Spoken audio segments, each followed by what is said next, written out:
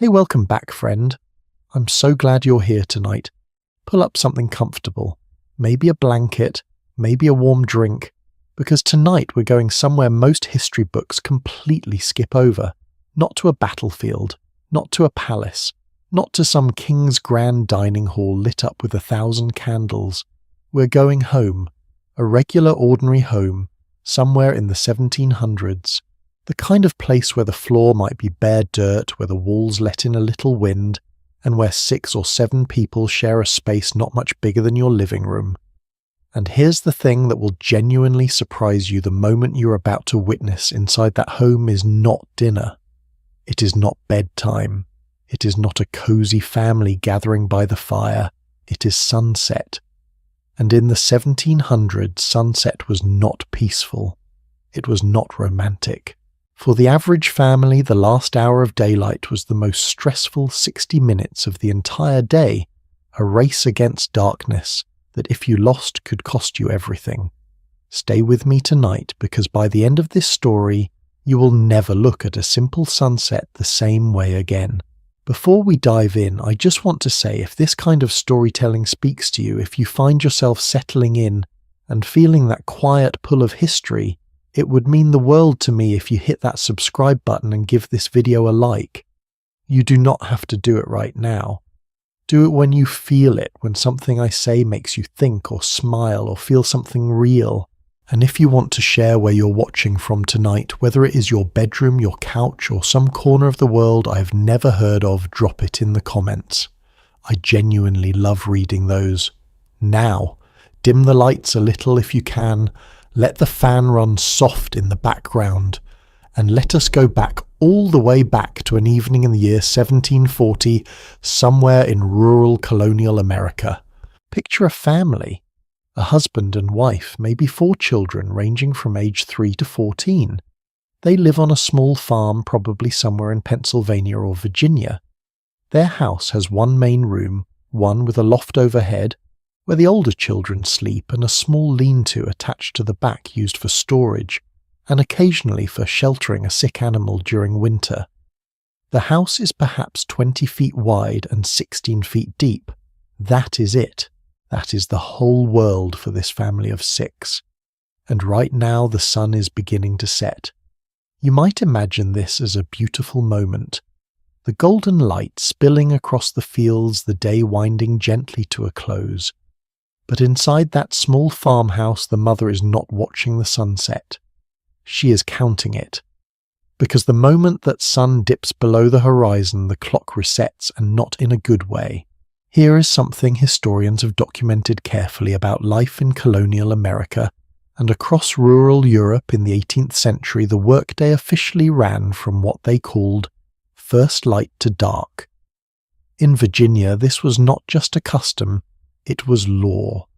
Authorities had transplanted an Old English statute called the Statute of Artificers, which required all able-bodied people outside the gentry class to engage in productive work from sunrise to sunset. The day was literally measured by light, and when the light ended, everything had to be finished. Or else. So what did "or else" actually mean? Let us walk through the last hour of daylight together, because what this family had to accomplish before the sky went dark is frankly exhausting just to read about. The first thing that had to happen, and this was non-negotiable, was the livestock. In the 1700s, the average small farm kept a combination of animals, at minimum a few chickens, probably a pig or 2, possibly a cow, and if the family was doing reasonably well, a horse or an ox. These were not pets. They were the entire economic engine of the household. The cow produced milk that would become butter or cheese. The chickens produced eggs. The pig would eventually become the salt pork that fed the family through winter. The horse or ox made the field work possible, and every single one of those animals had to be secured before nightfall. Why? Because the 1700s countryside was not the gentle pastoral landscape we imagine today. Foxes, wolves, and coyotes, depending on where you lived, actively hunted at night. A chicken left unsecured in an open yard overnight was a dead chicken by morning. A pig that wandered away from a loosely latched pen could disappear entirely. Even in colonial New England, wolf attacks on livestock were documented well into the mid-1700s. So in that last golden hour the children were running. The oldest boy was herding the chickens into the henhouse, counting them, because losing even one hen was a real financial blow to a family operating at the edge of subsistence. The younger children were filling the water troughs for the morning, because you do not want to discover at 5 in the morning that the cow has no water and you have to trek to the well before you can do anything else. The husband, if he'd been working the fields all day, was doing the final walk around the fence line, checking for breaks or loose posts, because a fence that looked fine at noon could fail overnight, and a cow or pig that got out in the dark might not be found for days. Fences in the 1700s were not decorative. They were survival infrastructure. All of this had to happen before the light was gone, and the light did not wait. Now here is something I want you to really sit with for a moment. We use the phrase "beat the clock" casually today. You're running late for a meeting, you're trying to finish something before a deadline. It is stressful, sure, but the consequences are usually manageable. In the 1700s, the clock they were beating was the sun itself, and the consequences of losing that race were not a missed meeting or a stern email from your boss. They were darkness. Real, complete, total darkness. We genuinely cannot comprehend this today. Even in the most rural parts of modern America, there is ambient light.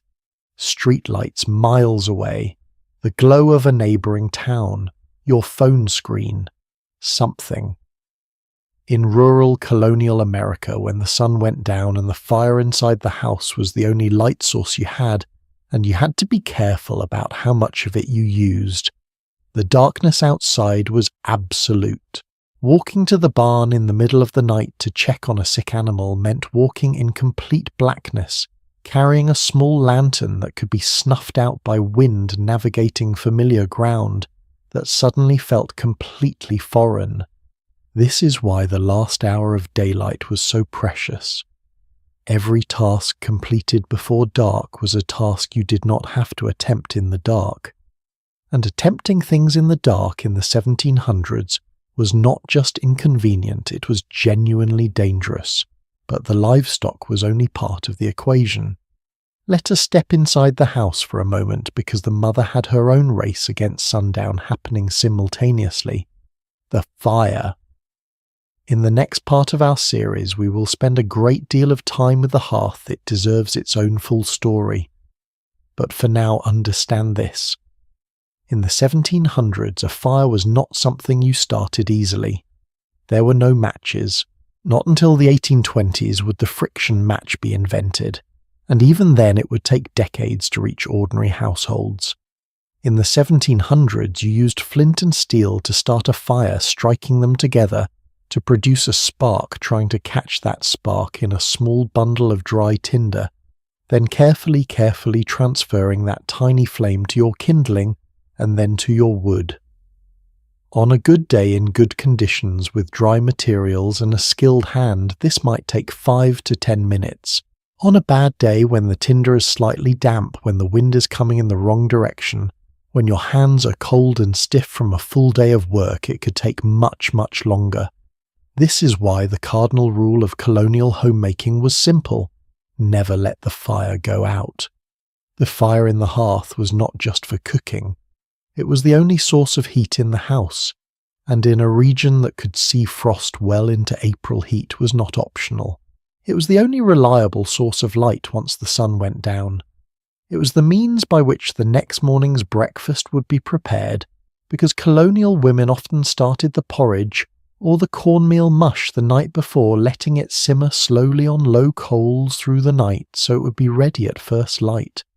So in that last hour before dark, while the children were securing the animals, the mother was tending to the fire, building it up enough to last the evening, measuring the wood.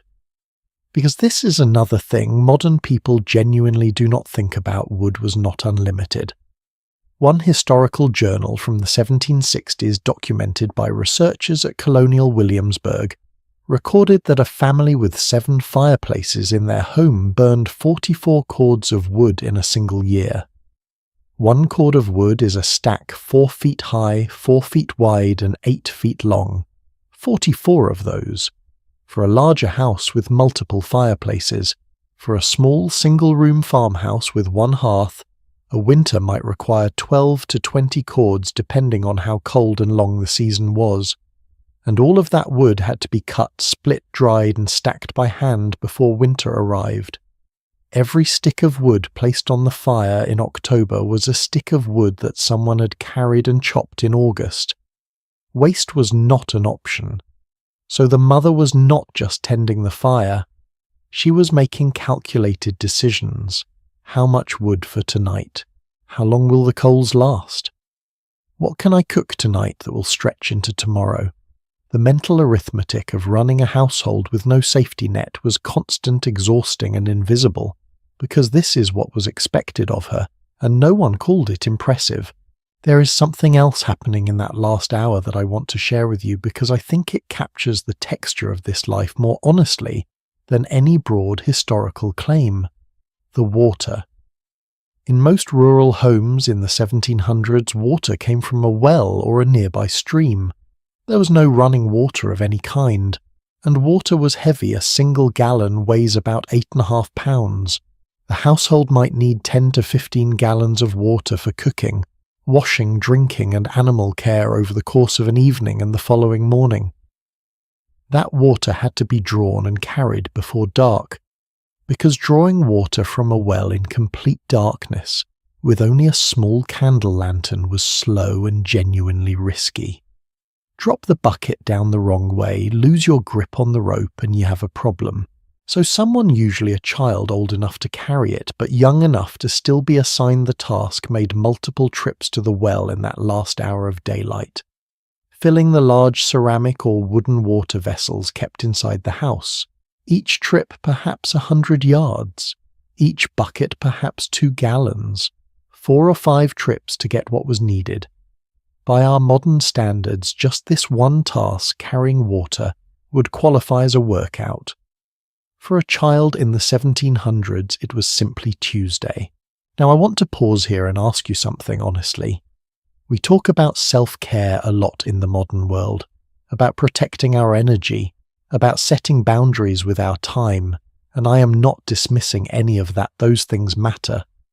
But there is something quietly profound about looking at these people and seeing a different kind of self-care. The act of completing your evening tasks was not optional personal growth.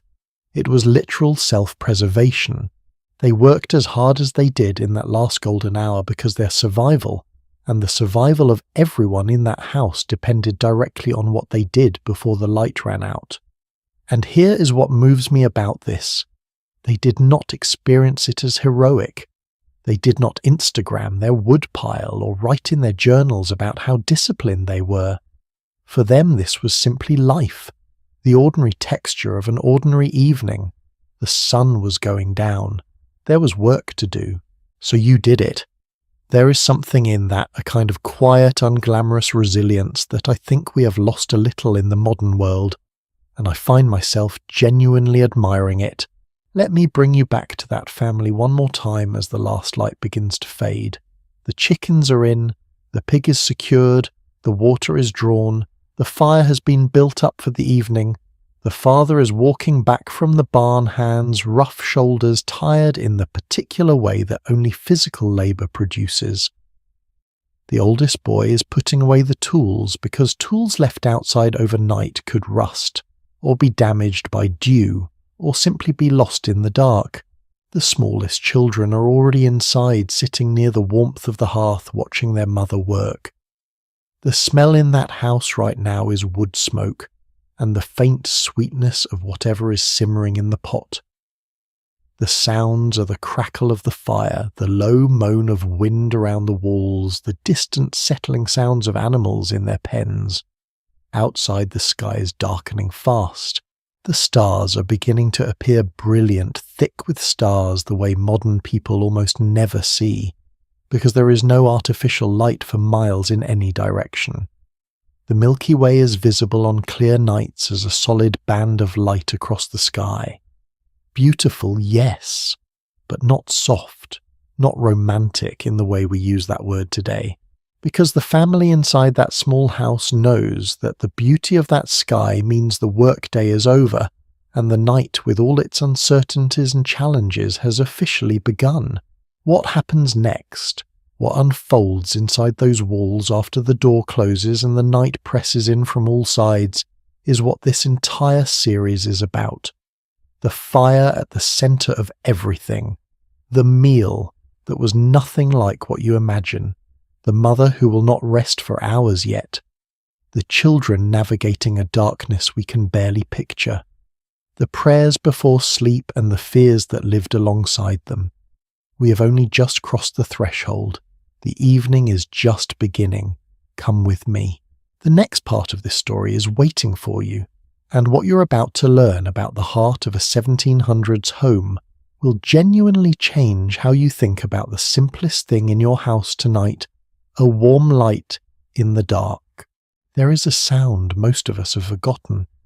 Not a dramatic sound, not a thunderclap or a church bell or the roar of a crowd, just the quiet, constant low crackling of a wood fire, the way it shifts and breathes, the way it lights one side of a face and leaves the other in shadow, the way it fills a room with a warmth that no central heating system has ever fully replicated, because it is not just warmth you feel, it is presence.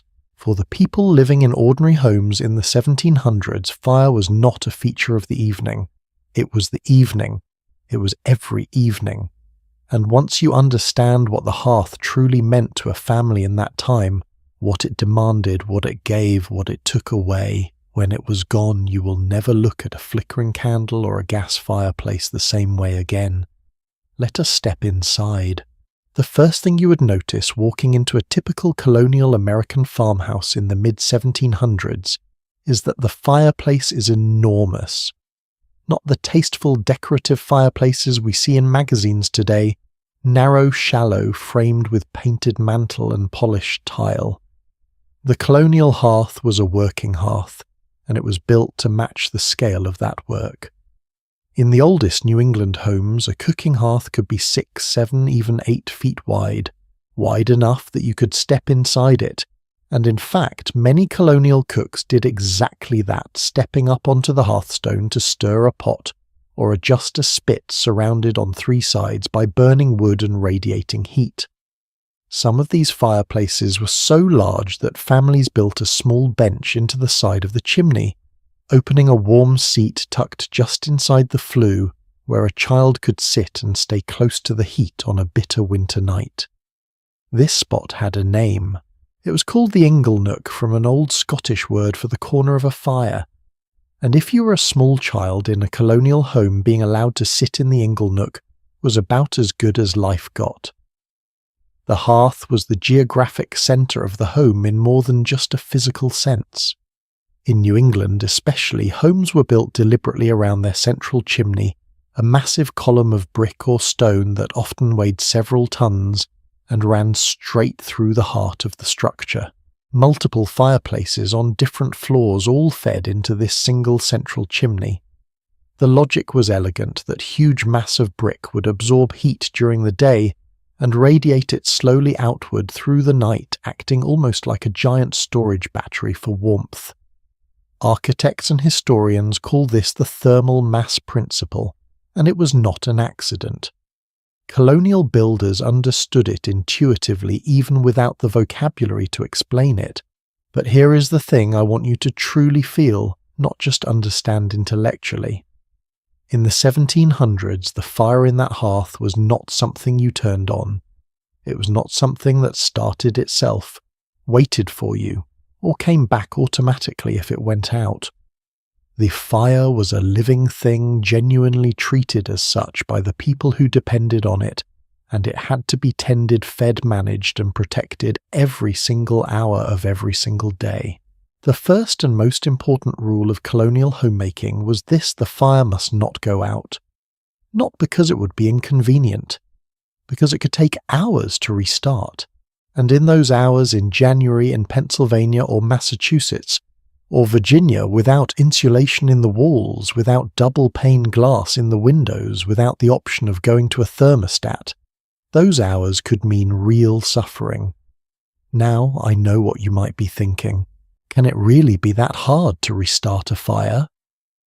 You just strike a match, right? Except there were no matches. This is the detail that stops people cold every single time I mention it. The friction match, the small wooden stick with a phosphorus tip that you drag across a rough surface and it lights instantly, was not invented until the 1820s. And even then it took decades to become widely available to ordinary households.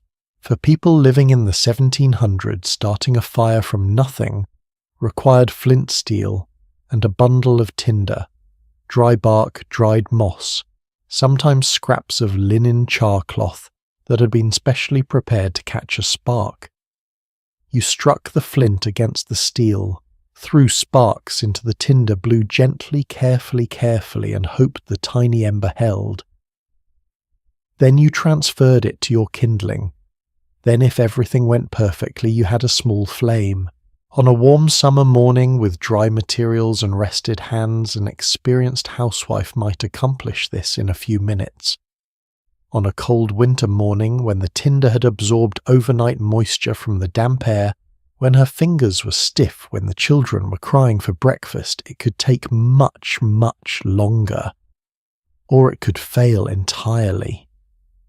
This is why every single night before the family went to sleep, someone performed a ritual that had a specific name. They covered the fire, not extinguished, it covered it. The embers were raked carefully into a central pile, and then covered with a thick layer of ash, which acted as an insulating blanket, slowing the burn almost to nothing, while preserving a core of live coal at the centre.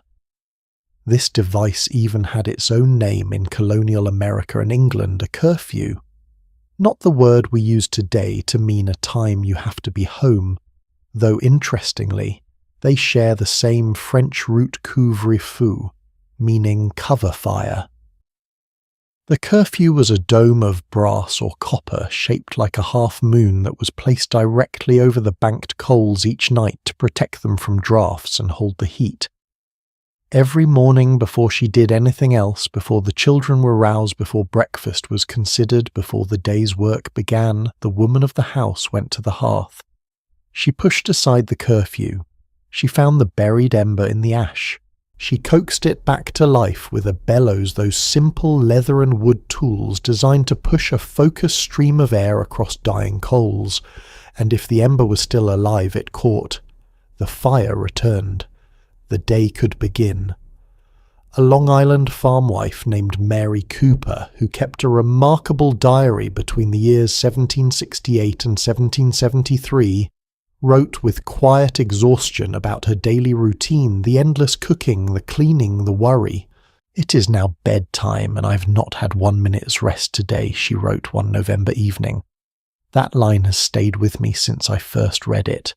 Not 1 minute. In a single day that had begun at first light and ended at the edge of collapse, and somewhere in that day she had tended the fire. Probably without writing about it, because it did not need to be recorded. It was simply what you did. Let me take you through what a colonial woman actually had to know about fire, because this is where I think modern people are most surprised. Running a hearth-based kitchen was not a matter of just keeping wood burning.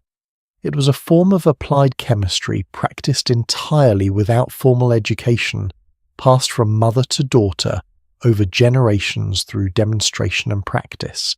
Different types of wood burned differently, and knowing which wood to use for which purpose was essential practical knowledge.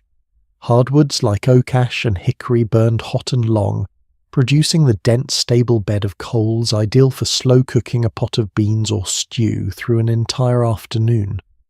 Softwoods like pine burned fast and bright, useful for getting a fire started, or producing a quick burst of heat, but leaving behind a weaker coal bed. Cherry wood burned clean and added a faint sweetness to roasting meat. Fruitwoods were prized for that quality. Green wood freshly cut and still holding moisture was nearly useless for cooking, producing more steam and smoke than heat. All wood had to be split-stacked and left to dry for months before it was ready to use. The colonial cook also managed what we might call burners, not knobs on a stove, but actual arrangements of live coals on the hearthstone.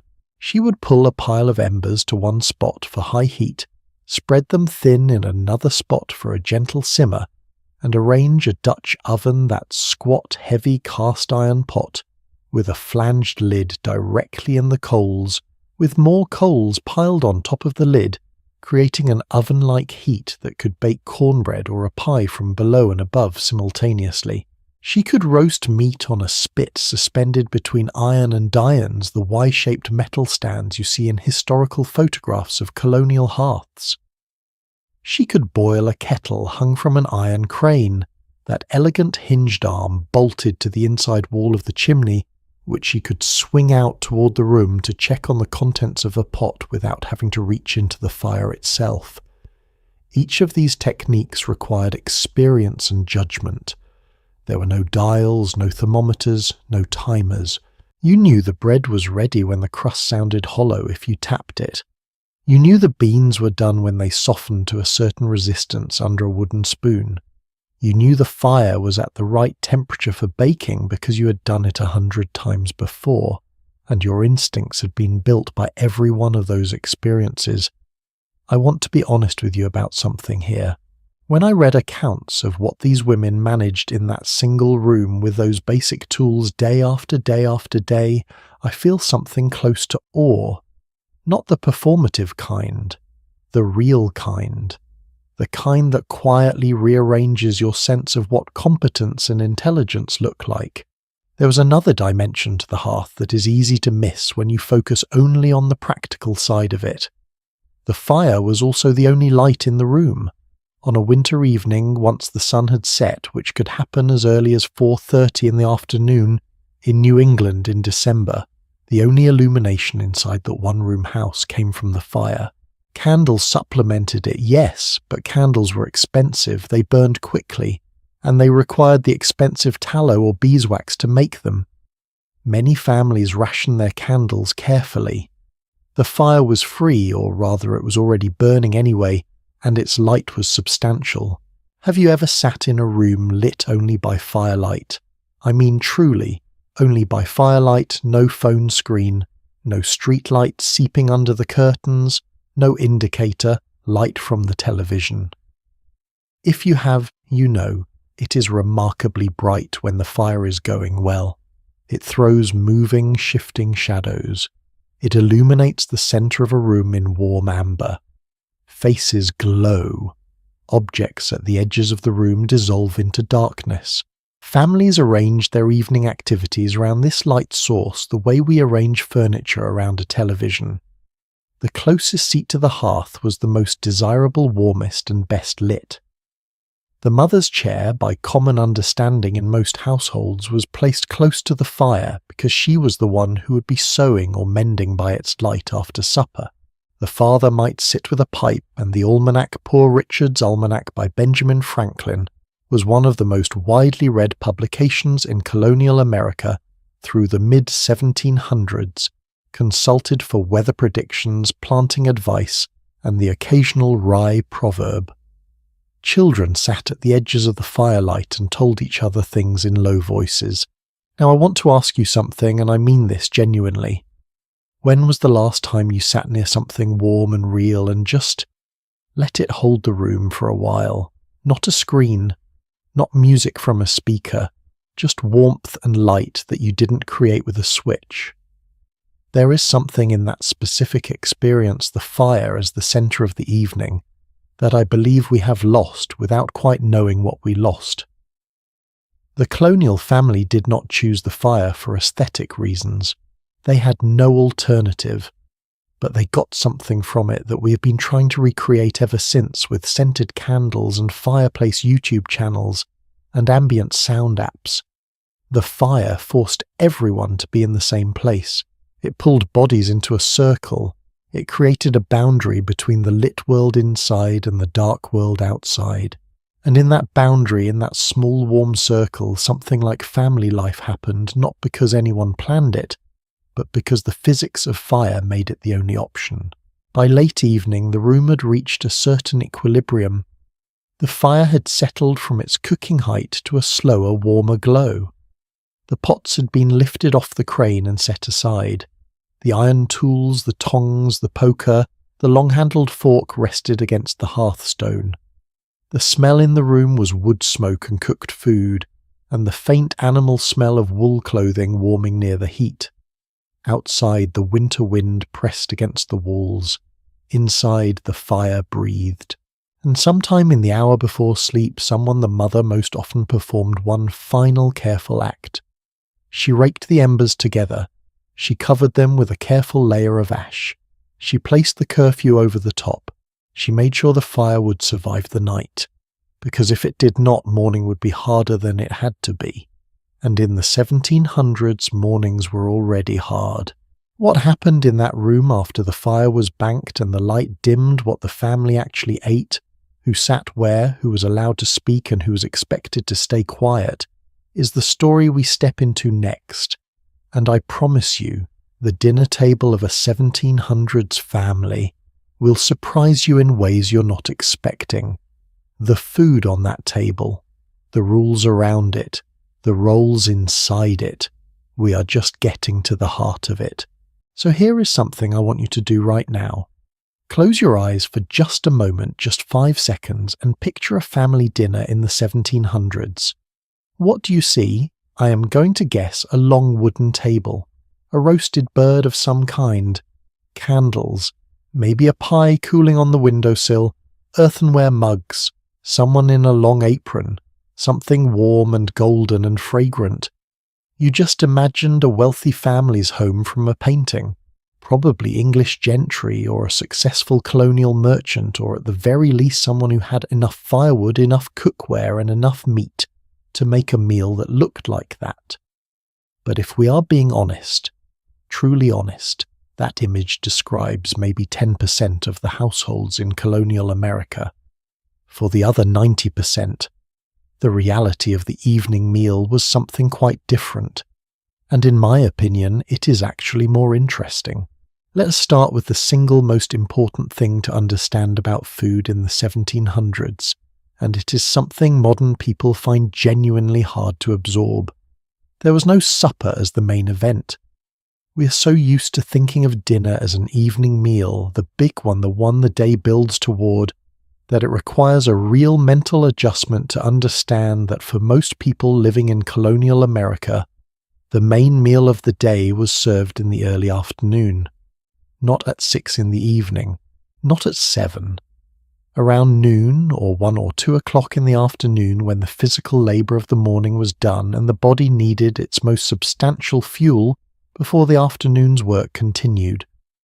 This meal called dinner was when most of the household's real cooking effort went.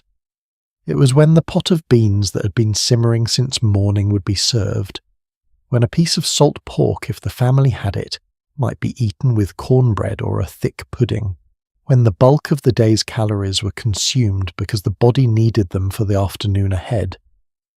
The evening meal had a different name entirely, supper, and supper for most ordinary families in the 1700s was a modest, quiet thing. Often it was not cooked fresh at all. Supper, in the words of food historians who have reconstructed these meals from household records and newspaper accounts, was a smaller meal often similar to breakfast bread, cheese mush, or hasty pudding, or warmed over meat from the noon meal. Read that again slowly, because I think it is one of those sentences that sounds simple until you really sit with it. Bread, cheese, mush, or whatever was left from lunch. There was no concept of waste. Everything from the midday meal that had not been eaten was saved carefully in a covered pot near the cooling embers, and reheated or served cold at the evening table. The pot of beans from noon appeared again at supper.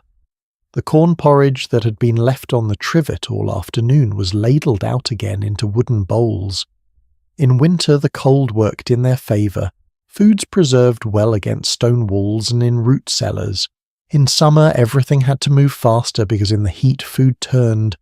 And here is the thing that I think reveals the most about this life. Nobody thought this was deprivation. This was simply Tuesday. This was simply how meals worked, embedded in the rhythm of a body that had been working since before dawn and would need to be in bed before the last of the evening light faded.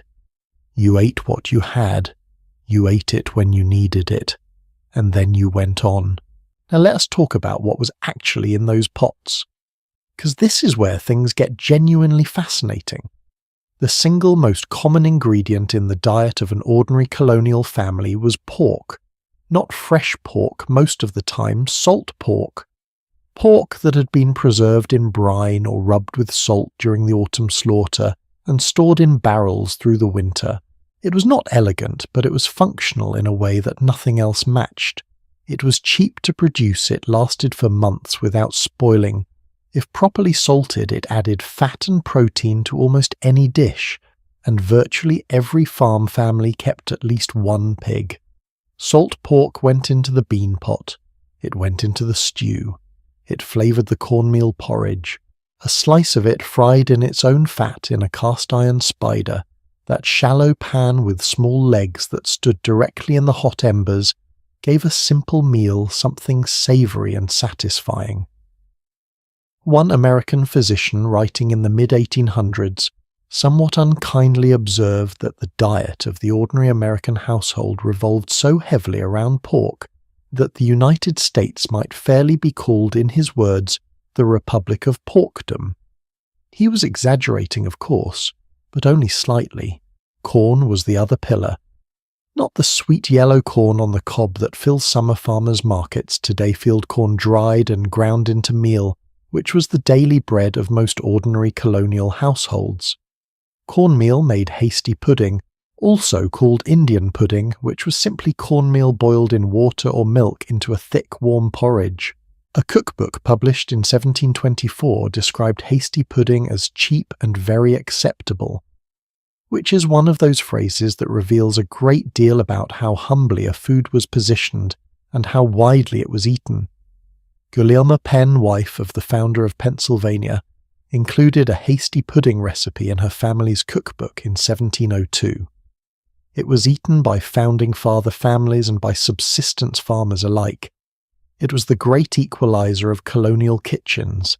Cornmeal also made Johnny cakes, thin flat cakes mixed with water and salt, sometimes an egg if the hens had laid that day cooked on a board propped before the fire, or on a smooth stone directly on the hearthstone. No pan required, no special equipment, just heat and patience, and a woman who had done this so many times that she could judge the doneness by the colour and the faint sound the cake made when she tapped it. I want to pause here and talk about something that I find quietly profound about this food. We live in an era of extraordinary culinary variety. Most Americans can walk into a grocery store and find ingredients from dozens of countries, preserved through technologies that would have seemed like pure magic to a colonial housewife. We have almost forgotten what it feels like to cook within genuine constraints, to make a meal from only what is in the house, only what grew that season, only what survived the preservation process. The colonial cook did not have this luxury, and yet the food she produced was not joyless. It was not merely fuel. Families looked forward to meals. Children remembered the smell of the pot from their childhoods. Seasonal foods, the first strawberries of summer, the apple cider pressed in autumn, the fresh fish pulled from a river in spring were genuinely exciting precisely because they were temporary. There is something about constraint that sharpens appreciation. It is a lesson that I think about sometimes when I'm standing in front of a refrigerator with 100 options and somehow cannot decide what I want to eat.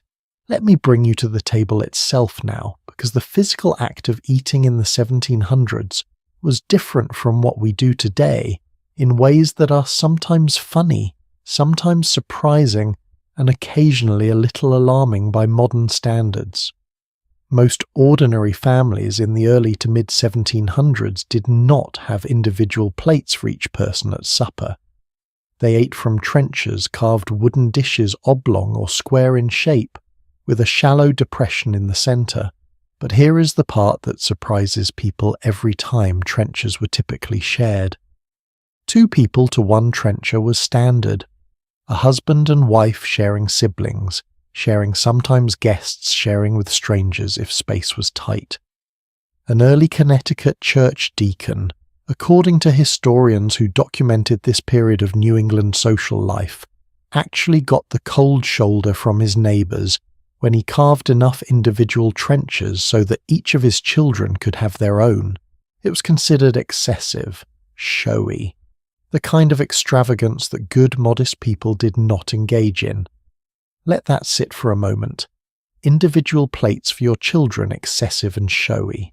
Forks were genuinely rare throughout most of the 1700s in ordinary households.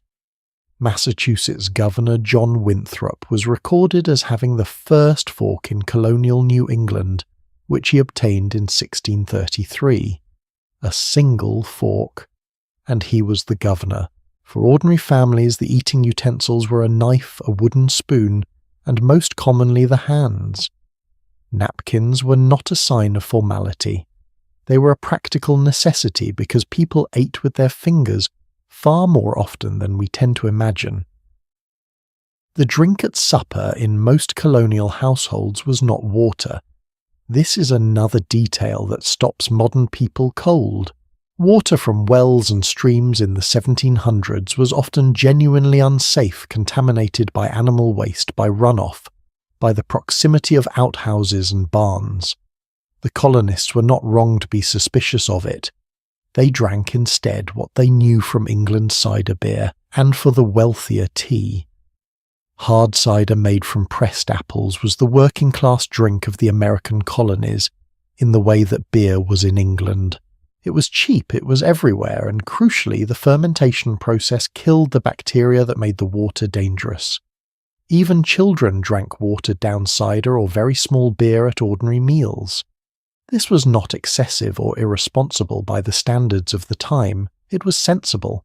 Now I want to give you a sense of what actually varied across this landscape, because colonial America was not a single uniform world of identical families eating identical meals. Along the New England coast, a family might have cod salted or fresh, depending on the season, as the centre of the evening meal. Lobster was so abundant in colonial New England waters that it was sometimes used as fish bait, and there are historical accounts of it being fed to servants and apprentices so frequently that some labour contracts were written specifically to limit how often an employer could serve lobster.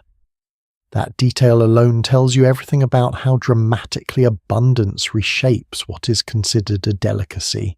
In the middle colonies, German immigrant families had brought their tradition of slow-cooked stews and one-pot meals, and by the mid-1700s these were woven into the food culture of Pennsylvania and New York. Apple dumplings boiled in a pot were noted by travellers as appearing on tables in the Delaware Valley with near-daily frequency.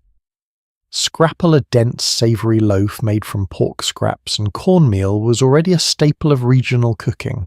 In the South, the food culture was shaped by a deeply troubling history that nonetheless had a profound culinary legacy. The enslaved people who did the cooking brought with them knowledge of okra, black-eyed peas, sweet potatoes and sesame seeds from West Africa. These ingredients and the slow-cooking one-pot techniques that accompanied them transformed the food of the southern colonies in ways that are still visible in American cooking today. Let me come back to that ordinary supper table one more time, because there is something I want you to feel rather than just understand. It is evening. The light is low. The fire has come down from its cooking height to a slower, quieter burn. The children are seated, some of the smaller ones standing actually, because there might not be enough bench space for everyone, and it was considered acceptable for children to stand at the side of the table and be handed what they were given without complaint. The trencher between 2 people holds hasty pudding thickened and warm. There's a piece of dense cornbread broken and shared. There may be a heel of salt pork soft from the pot. There is a wooden tankard of hard cider passed around the table. There is no fussing about what you prefer or whether you feel like eating. You eat what is there because what is there is what there is. And here is what strikes me honestly and personally: there was almost no food waste in this household. Not because they were virtuous in some abstract environmental sense, but because waste was a luxury they could not afford. Every scrap of fat was rendered for cooking or candle making. Every bone was boiled for broth. Every stale piece of bread was soaked and repurposed. The trencher itself, in the very earliest colonial period, had been a slab of stale bread eaten or given to the animals after the meal. We could spend a great deal of time debating what this life lacked compared to ours, but sitting with this meal for a moment, I find myself thinking about what it had. Simplicity, efficiency, a complete absence of the modern anxiety about food, the calorie counting, the dietary categories, the infinite paralysis of too many choices. They knew what they were eating. They knew where it came from. They had made it, or grown it, or preserved it themselves. In its own strange way that feels like something worth noticing, the meal was ending. The trenchers were scraped clean. The cider tankard made its final round. Outside, the night had fully settled in. Inside, the fire was down to a comfortable glow, and the room was warm in the particular way that only a hearth creates warm in the centre cooler toward the walls with a ring of amber light that held the family together. And now something was about to happen at that table that would tell you more about how this family actually worked than anything the food could reveal. The question of who sat where, who spoke and who stayed quiet, who was served first and who waited, what the rules were, who enforced them, and what it meant to break them. The table in a 1700s home was not just a surface for eating. It was a stage for the entire social order of the family, and when you see what that order looked like and how seriously people took it, it will change the way you understand this world. You know that thing at Thanksgiving or Christmas or any family gathering big enough that you run out of chairs where the kids get exiled to the small table in the corner? The folding table with the plastic chairs and the slightly wobbly leg, the table that everyone calls with a kind of cheerful cruelty, the children's table. We laugh about it. We complain about it. Eventually getting to sit at the adult table becomes this quiet rite of passage, this unspoken signal that you have finally arrived. Well, that tradition did not spring from nowhere. It has roots, deep roots, in the way ordinary families in the 1700s understood what a table was for. And once you understand those roots, the dinner table of an 18th century colonial family begins to reveal something far more complex than just a place to eat. It was a stage, and every person at that table had a role they were expected to play without improvisation, without complaint, and almost without speech. Let us start at the head of the table, because that is where everything radiates outward from. The father sat at the head, not because it was a pleasant custom or a quaint tradition, but because in the eyes of colonial law and colonial theology alike, the father was the literal authority of the household, not metaphorically, not symbolically, but legally, and in terms of direct religious obligation. The Reverend John Cotton of Massachusetts Bay Colony articulated what most colonial communities believed when he described the household as a mirror of the Commonwealth. The father governed the family the way magistrates governed the colony, and God governed all. The family was a small theocracy, and the father was its appointed ruler. Under colonial law, this was not an abstraction. A married woman had no independent legal identity. She could not own property, could not make a will, could not sign a contract, could not appear in court as a witness. The legal term for this status was feme covert, literally covered woman, meaning her identity was subsumed entirely under her husband's. He represented her. He spoke for her. In a very real sense, she ceased to exist as a legal person upon marriage. None of this was considered cruel by the people who lived inside it. It was simply the water they swam in, the natural order ordained by God, confirmed by law, reinforced by community expectation. A wife who publicly contradicted her husband was not just being rude. She was violating a moral framework that her neighbours took seriously and that her church would not hesitate to address. So where did the wife sit? She sat at the opposite end of the table facing her husband. This positioning was not accidental. It was the arrangement that mirrored the structure of the household itself. The husband at one end, authority flowing from him down the length of the table. The wife at the other end managing the household machinery, the serving, the portioning, the watching of each child's needs while he presided. Between them, along the sides of the table, sat the children arranged by age. The oldest near the parents, the youngest further away. In households with servants or hired workers who ate with the family, which was common in colonial America since wealthy enough families to keep entirely separate quarters for help were relatively rare, the servants sat lowest, below the youngest child, at the very edge of the circle of belonging. And here is where I want to return to something from the last segment we discussed, because it connects to all of this in a way I find genuinely remarkable. That salt cellar sitting in the middle of the table was not just a container for seasoning, it was a physical marker of social rank. In a tradition brought directly from medieval Europe, the people seated above the salt, meaning near the head of the table, where the host and honoured guests sat, were people of standing and importance. The people seated below the salt, literally on the other side of the cellar from the hosts, were of lower status. Children, servants, and undistinguished guests all fell below the salt. Harvard University was gifted a large silver standing salt in 1644, which was placed on the dining table specifically to divide the faculty from the undergraduates. Think about that.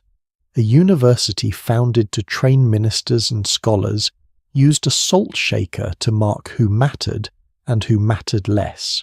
The phrase below the salt entered the English language as an expression for social inferiority, and it is still used today, though almost no one who uses it knows what it originally referred to. Now let us talk about the children, because this is the part of the colonial dinner table that I find most striking when I try to imagine it through the eyes of a modern parent. Children did not sit down when they felt ready. They did not reach for food when they were hungry. They did not speak unless spoken to. A book called The School of Manners, written by John Garretson, and published in London in 1701, was widely circulated in colonial America and represented the standard of behaviour that respectable families aspired to. Some of its rules for children at the table read almost like a list of everything a modern child is actively encouraged to do. Rule 2. Sit not down till thou art bidden by thy parents or superiors. Rule 9. Speak not at the table. If thy superiors be discoursing, meddle not with the matter. Rule 15. Stare not in the face of anyone, especially thy superior at the table. And then there is the one that stopped me completely the first time I read it. In many colonial households, not just in theory, not just in the writings of moralists, but in documented practice across New England and the middle colonies, children were not permitted to sit at all. They stood behind the adults during the meal. They waited to be handed food. They ate whatever was given to them without requesting anything different. A food historian documenting colonial dining practices wrote plainly, "In many households in the New World, children could not be seated at the table even after the blessing had been asked. They stood through the entire meal. Sometimes they had a standing place and a plate or trencher. At other boards they stood behind the grown folk and took whatever food was handed back to them." I want to be honest about something here because I think it is worth naming. When I first encountered this, my instinct was to judge it harshly. Standing children silence children, it sounds through a modern lens like something close to unkindness. But the more I read about what these families believed, the more I understand that it was not cruelty they were aiming for. It was formation.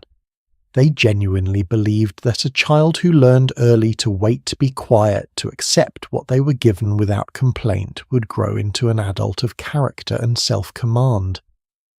The dinner table was not just where you ate. It was where you practiced being a person of a specific kind. Whether we agree with that philosophy or not, and I am not sure I do entirely, it is worth understanding it on its own terms before we dismiss it. There is one more dimension to this table that I want to spend some time with, and it is the one that I think says the most about the values of this world: the blessing. No meal in a colonial household began without prayer, not a perfunctory mumbled grace that takes 3 seconds and is over before you've unfolded your napkin. A real prayer, sometimes extended, sometimes including a reading from scripture, always spoken by the father as his role as the head of the household spiritual life required. George Washington, as young man, copied out a list of 110 rules of civility that had been circulating in various forms since the 16th century, drawn from French Jesuit courtesy manuals and adapted for the English-speaking world. The rules covered everything from table manners, being set at meat, do not scratch, cough, or blow your nose except there is necessity for it, to the deeper obligations of a person of character. What is remarkable about this document is that Washington did not think these rules were unusual or excessive. He copied them as a young teenager, apparently because he intended to follow them, and there is evidence throughout his life that he largely did. The rules reflected a world in which the dinner table was not casual. It was formal even in its informality. It was the place where the family's values were enacted, not merely discussed, where the father's authority was displayed through who he served first and how he spoke, where the wife's competence was visible in the quality of what reached the table and the smoothness of the evening, where children demonstrated or failed to demonstrate that the lessons they were receiving were taking hold. Now I want to ask you something, and I genuinely want you to think about it. When you eat with your family tonight, or the next time you share a meal with people you love, what is that table doing for you beyond feeding your body? What roles are being performed at it, even without anyone naming them? Who speaks most? Who manages the logistics of the meal invisibly? Who has authority, and where does it come from? I ask this not because I think the 1700s had it right. They clearly had aspects of family life that we have rightly moved beyond, but because I think the people of that time understood something that we have become a little too casual about, that a table and the rituals around it can be a place where the most important things about a family become visible, where values are transmitted, where belonging is enacted. They took it seriously, maybe too seriously in some ways. But there is something in that seriousness worth noticing. Let me bring you back to the room one final time this evening, that small, warm, firelit room where the supper is ending. The food has been eaten, the children have been quiet, the father has finished speaking, the evening prayer will come before bed, and now, as the table is cleared, as the trenchers are wiped and stacked, as the tankard is set aside and the fire is banked lower, the woman of that house is still working. She has been working since before dawn. She will work for another hour yet. And the nature of that labour, the invisible, relentless, utterly unglamorous work of a colonial woman, after the table is cleared and the children begin to drift towards sleep, is a story that almost no one thought to write down, which is exactly why it deserves to be told now. Picture this for a moment. It is a Tuesday evening in November. You're sitting in your living room. Maybe you have a lamp on beside you, or the glow of a screen nearby, or the overhead light you switched on without thinking when the sun went down. The room is bright enough to read, bright enough to see every corner, clearly bright enough that darkness feels entirely optional, something that exists only outdoors, something you can choose to step into and back out of at will. Now imagine that light costs you something, not a monthly bill that you pay and forget, not a subscription, something more direct than that. Imagine that every additional hour of light in your home requires you to have planned ahead, worked hard, smelled terrible for an entire day, and rationed what you made so carefully that you know exactly how many hours of brightness your family has between now and spring. That was the reality of every ordinary family in the 1700s. And once you understand what light actually cost them in labour and money, in the constant low-grade anxiety of running out, you begin to understand something about their evenings that no history book quite captures directly. Darkness was not an inconvenience. It was a force to be managed, negotiated with, and defeated one small flame at a time. Let us start with the most basic question. What were these candles actually made of? For the overwhelming majority of colonial families, the farming families, the tradespeople, the ordinary households that made up the vast bulk of the population, the answer was tallow. Animal fat. Specifically the rendered fat of cattle and sheep, which was saved throughout the year, stored in covered crocks to keep it from going completely rancid, and then processed in a great exhausting batch every autumn. The timing of candle making was not random. It happened in early to mid-November immediately following the autumn slaughter of livestock. This was the one moment in the year when fat was available in quantity, fresh from the animals that would not survive the winter on scarce feed. The fat was cut into pieces, melted down in enormous kettles hung over the fire, boiled and strained and purified, and then used to dip hundreds of wicks in the painstaking process of building candles layer by layer. I want you to understand what this day actually looked like, because it was nothing like the charming craft project that the word candle making might suggest to a modern mind. The kettles were heavy. The tallow was scalding. The smell, and I am not going to soften this, was genuinely awful. Rendered animal fat has a particular odour that clings to everything: your hair, your clothes, the walls of the room where you worked. It was not a smell you could step away from. It filled the house for the entire day. One account from a colonial-era farmhouse described the autumn candle making as a task that every member of the household dreaded, and every member of the household knew could not be avoided. The dipping process itself was relentlessly repetitive. A set of wicks made from linen thread, cotton, hemp, or twisted milkweed fibre was attached to wooden rods. Those rods were dipped into the melted tallow, held up to cool and harden, then dipped again, and again, and again. Each pass added only a thin layer of fat. A typical candle required between 30 and 40 dips to reach a usable thickness. Multiply that by the 300 to 400 candles an average colonial family needed for a single year, and you begin to grasp the scale of the undertaking. 300 candles. That was roughly 1 candle per day, and it was considered adequate, not generous. Now, not all candles were created equal, and this is where the story of colonial lighting becomes genuinely fascinating, because the type of candle burning in your home was one of the most visible markers of your family's wealth and social standing. Tallow candles were the bottom of the hierarchy. They were cheap, they were homemade, and they were almost universally the only kind that ordinary families could afford. They also had significant drawbacks beyond the smell of their production. Tallow candles burned unevenly, they smoked, they guttered. Their wicks required trimming called snuffing several times an hour, because if the charred end of the wick was not cut back regularly, it would cause the flame to smoke heavily and burn faster. A pair of candle snuffers, which looked like small scissors, was a household tool used constantly during any evening of reading or work by candlelight. Forget to snuff, and your candle consumed itself in minutes. One material specialist at Colonial Williamsburg documented the burn times carefully. A well-made tallow candle about 3/4 of an inch in diameter and 10 inches long might burn for 2 hours under ideal conditions. A Bayberry candle of the same size could last 8 hours. A beeswax candle might burn for 10, and the finest candle available, spermaceti made from the crystallized oil of the sperm whale's skull cavity, could burn even longer with a cleaner, brighter flame than anything else available in the 18th century. The gap between tallow and spermaceti was not just a matter of comfort. It was a gap of an entirely different quality of life after dark.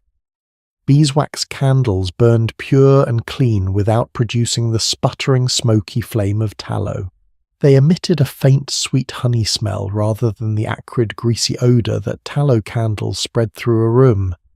They did not require constant snuffing, and they could be left unattended for long periods without melting into a puddle of fat on a warm evening. But beeswax was expensive and relatively rare, and for most of the 1700s, beeswax candles in the home were the province of the wealthy. They were used routinely in churches where their cleaner burn made them appropriate for sacred spaces, but for a farming family to burn beeswax by the evening in their own kitchen was an extravagance beyond consideration.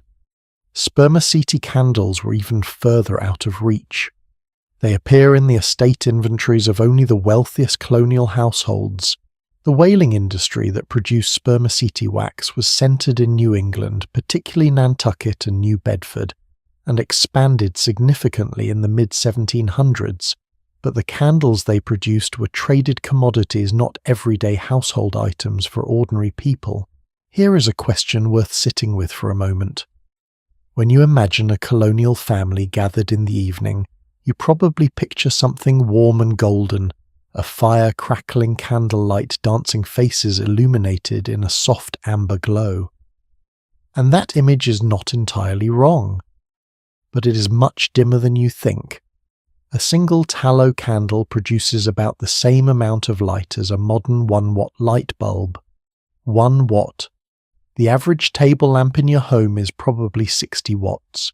Your kitchen ceiling light may be well over 100. An ordinary colonial family in the evening might have 1, maybe 2 candles burning.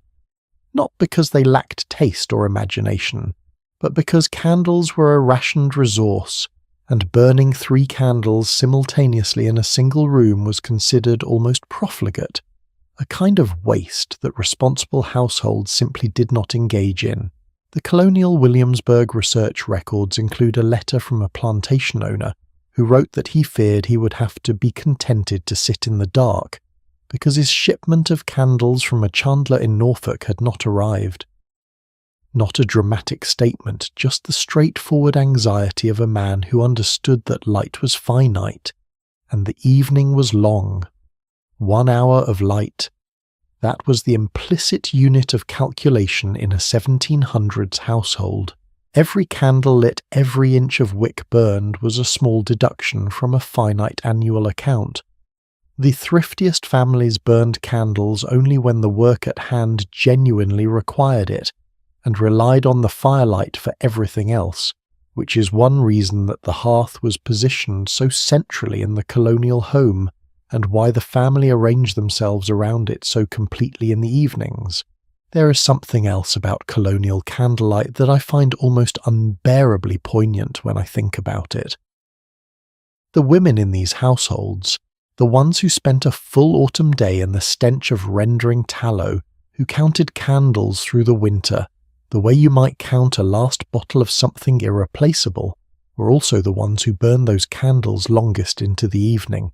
Because while the men of the household and the children went to bed with the dark, the women often stayed up. Sewing needed to be finished, cloth needed to be spun, stockings needed mending, accounting for the household stores needed to be done while the numbers were still fresh. The domestic labour that could not be completed by daylight, and in a colonial household, there was always more of it than daylight hours allowed, was completed by candlelight, which means that the woman who made the candles was also the woman who burned them last. There are a particular kind of exhaustion in that image that I do not think any list of historical facts quite conveys. The cost of 1 hour of light was not just the fat of one butchered animal or the day of labour over smoking kettles in November. It was also the choice to spend that hour working in the small precious circle of flame rather than sleeping. It was the calculation made every evening of what was worth burning a candle for. Bayberry candles deserve a brief mention here because they represent one of the genuinely beautiful discoveries of the colonial period. Sometime in the early 1700s, women living near the coast of Cape Cod noticed that the greyish-green berries of the bayberry bush, when boiled, produced a layer of greenish wax that floated to the surface and could be skimmed off. This wax burned cleanly smelled pleasant, a subtle herbal sweetness rather than the greasiness of tallow, and held up in summer heat far better than animal fat. The drawback was the quantity required. Roughly 15 pounds of bayberries were needed to produce a single pound of bayberry wax, which yielded perhaps a handful of candles. The harvesting and boiling of bayberries was itself a significant labour. Most families who used bayberry wax blended it into their tallow candles, rather than using it alone, which improved both the smell and the burn time without requiring the impossible volume of berries that a pure bayberry candle would need. There is an old New England saying, "A bayberry candle burned to the socket puts luck in the home gold in the pocket." It was repeated at Christmas when bayberry candles were traditionally lit. Whether people believed it or simply liked the ritual, the saying suggests something true. A bayberry candle was considered a gift, a small luxury, something not to be burned carelessly. In a world where light was rationed, even the smell of how it burned was worth noticing. I want to leave you with one final thought before we move on, and it is one that I keep returning to whenever I think about this period. We have access to an almost incomprehensible abundance of light. We can illuminate every room of our homes completely at any hour at almost no cost. We have forgotten entirely that light was once a resource that required labour planning and sacrifice.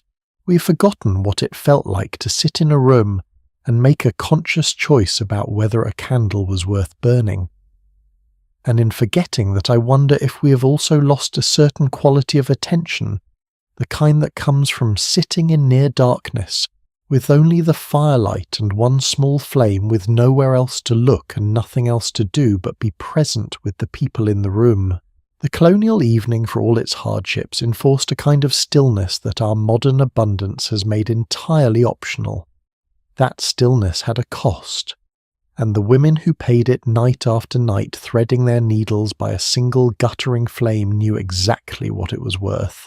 And speaking of those women, because they keep pulling me back, and rightly so, what exactly was happening in that colonial home after the candle was lit and the children were meant to be settling towards sleep? What did a mother actually do in those quiet candlelit hours when the household was theoretically at rest? The answer is more than you might expect, and far less restful than the word evening implies. There is an old saying, so old that most people have forgotten where it came from, that goes like this: "A man works from sun to sun, but a woman's work is never done." It sounds like a complaint. It sounds like something a tired woman might mutter under her breath while her husband snores beside her. But when you trace that phrase back to its origins, you find something more interesting than bitterness. You find an accurate description of an economic and social system that was so entrenched, so deeply embedded in the fabric of colonial life, that most of the women living inside it did not even have the language to name what was happening to them. They just kept working. And nowhere is this more visible than in the hours after dark, when the rest of the household had finally gone quiet. Let us set the scene properly, because the details matter here. The supper has been eaten, the table has been cleared, the children have been sent toward bed either willingly or with the usual amount of resistance that children have always offered at that particular hour. The husband has settled, perhaps reading, perhaps conducting business by candlelight, perhaps simply resting after a day of outdoor physical labour that genuinely did exhaust him. The fire has been banked to conserve wood through the night, and the woman of the house is still moving. She's at the spinning wheel if the household is one that produces its own thread. The wheel makes a sound, a low rhythmic hum, that some people find almost musical, and that the woman herself has probably stopped hearing entirely, the way you stop hearing the rain once it has been raining for hours. She is drawing fibre with both hands, walking backward and forward in the repetitive rhythm, that spinning requires a motion so practiced it has become almost unconscious. Or she's at the loom if the household is larger and more established, the clatter of the shuttle passing through the shed of warp threads, the beat of the beater pressing each row of weft into place. It is not quiet work, but it is nighttime work, and it is necessary. Or she is mending, stockings with holes worn through the heel, a shirt whose collar has frayed from weekly washing, a child's dress that caught on a fence post and tore along the seam. In the 18th century, every piece of fabric was precious enough to be repaired rather than discarded, and the repair work fell almost entirely to the women of the household. I want to pause here and explain something about the economics of cloth in this period, because it reframes every hour of that nighttime labour in a way that I think is genuinely astonishing. Cloth, the raw material of every garment worn by every person in that household, was extraordinarily expensive relative to what a colonial family earned. Not expensive in the way that a luxury item is expensive in the way that a basic necessity can be when there is no industrial machinery to produce it cheaply. Before the textile mills of the Industrial Revolution transformed the market in the early 1800s, the production of any woven fabric required a staggering amount of human time. Consider the full-chain sheep had to be shorn, wool had to be cleaned and carded, combed into alignment with hand tools, then it had to be spun into yarn on a wheel, which required hours of standing and walking for every pound of usable thread. Then the yarn had to be woven into cloth on a loom, which was itself a physically demanding, technically complex process. Then the cloth had to be cut and sewn by hand into garments, a task requiring skill and precision, because there were no sewing machines and every stitch was individual. One historian estimated that producing a single new dress from raw fibre to finished garment could take a woman the equivalent of 4 full weeks of labour. 4 weeks for one dress. This is why clothing was listed in wills. This is why a good winter coat was repaired for decades. This is why the mending pile in a colonial household never entirely disappeared, because it was not laziness that let it accumulate, it was the mathematics of the day. There were simply not enough daylight hours to accomplish everything that needed doing, so some of it was pushed into the evening, into the candlelit hours after supper, into the time that was supposed to be rest. By 1750, surveys from New Hampshire showed that between 65 and 80% of households owned spinning wheels. This was not a hobby, this was infrastructure. The wheel sitting in the corner of the colonial kitchen was as essential to the household's survival as the plough or the cow. But of all the colonial women whose evening labour has survived in the historical record, there is one whose name deserves to be spoken here, because she left behind something almost no other ordinary woman of her time left evidence. Her name was Martha Ballard, and she was a midwife living in Hallowell, Maine. In 1785, at the age of 50, she began keeping a diary, a practice she would continue every day for the next 27 years until her death in 1812. Martha Ballard was by any reasonable measure one of the busiest women in colonial New England. She delivered more than 800 babies over the course of her diary. She made medicines from herbs she grew herself. She crossed rivers by canoe in the dark, rode horses through blizzards, waded through spring mud to reach labouring women on the other side of the Kennebec River. She was called from her bed in the middle of the night so often that the phrase "called at midnight" appears throughout her entries with the matter-of-fact tone of someone describing the weather. And then she came home, and she spun. Her diary entries record it without drama, without complaint, without any apparent sense that the juxtaposition was remarkable. She would return from attending a birth in the early hours of the morning sleep for a few hours, and then note in the same entry that she had spun 6 skeins of linen thread. She finished her husband's linen stockings, according to one entry, at 9 3/4 o'clock at night, Another records that she baked rice puddings in the evening and then sat up another hour with her needlework before bed. For many years, scholars dismissed Martha Ballard's diary as too ordinary to be worth serious study. The historian Laurel Thatcher Ulrich, who spent 8 years researching it before publishing her Pulitzer Prize-winning account of Ballard's life, wrote that the diary had been overlooked precisely because of what made it extraordinary, its exhaustive, repetitious dailiness. The relentless rhythm of domestic work, recorded without self-pity and without celebration, was so unremarkable to the men who first encountered it that they could not see it for what it was. A complete portrait of a world where women's labour sustained everything and was credited with nothing. There is a question I keep coming back to when I think about those evening hours, and I want to ask it directly. Was she lonely? Not lonely in the dramatic sense, not isolated, not abandoned, not bereft of human connection, but lonely in the quieter sense of doing work that no one was watching, work that would leave no visible mark, work that mattered only in the moment of its completion and then disappeared into use. The stocking finished at nearly 10 o'clock at night would be worn and eventually worn out. The thread spun by candlelight would become cloth, that became a shirt, that became a rag, that became nothing. The labour that went into it would never be counted, never appear on any ledger, never be recorded in any census under the heading of gainfully employed. The census takers of that era, when they came to colonial and frontier households, recorded the women they found there as not gainfully employed.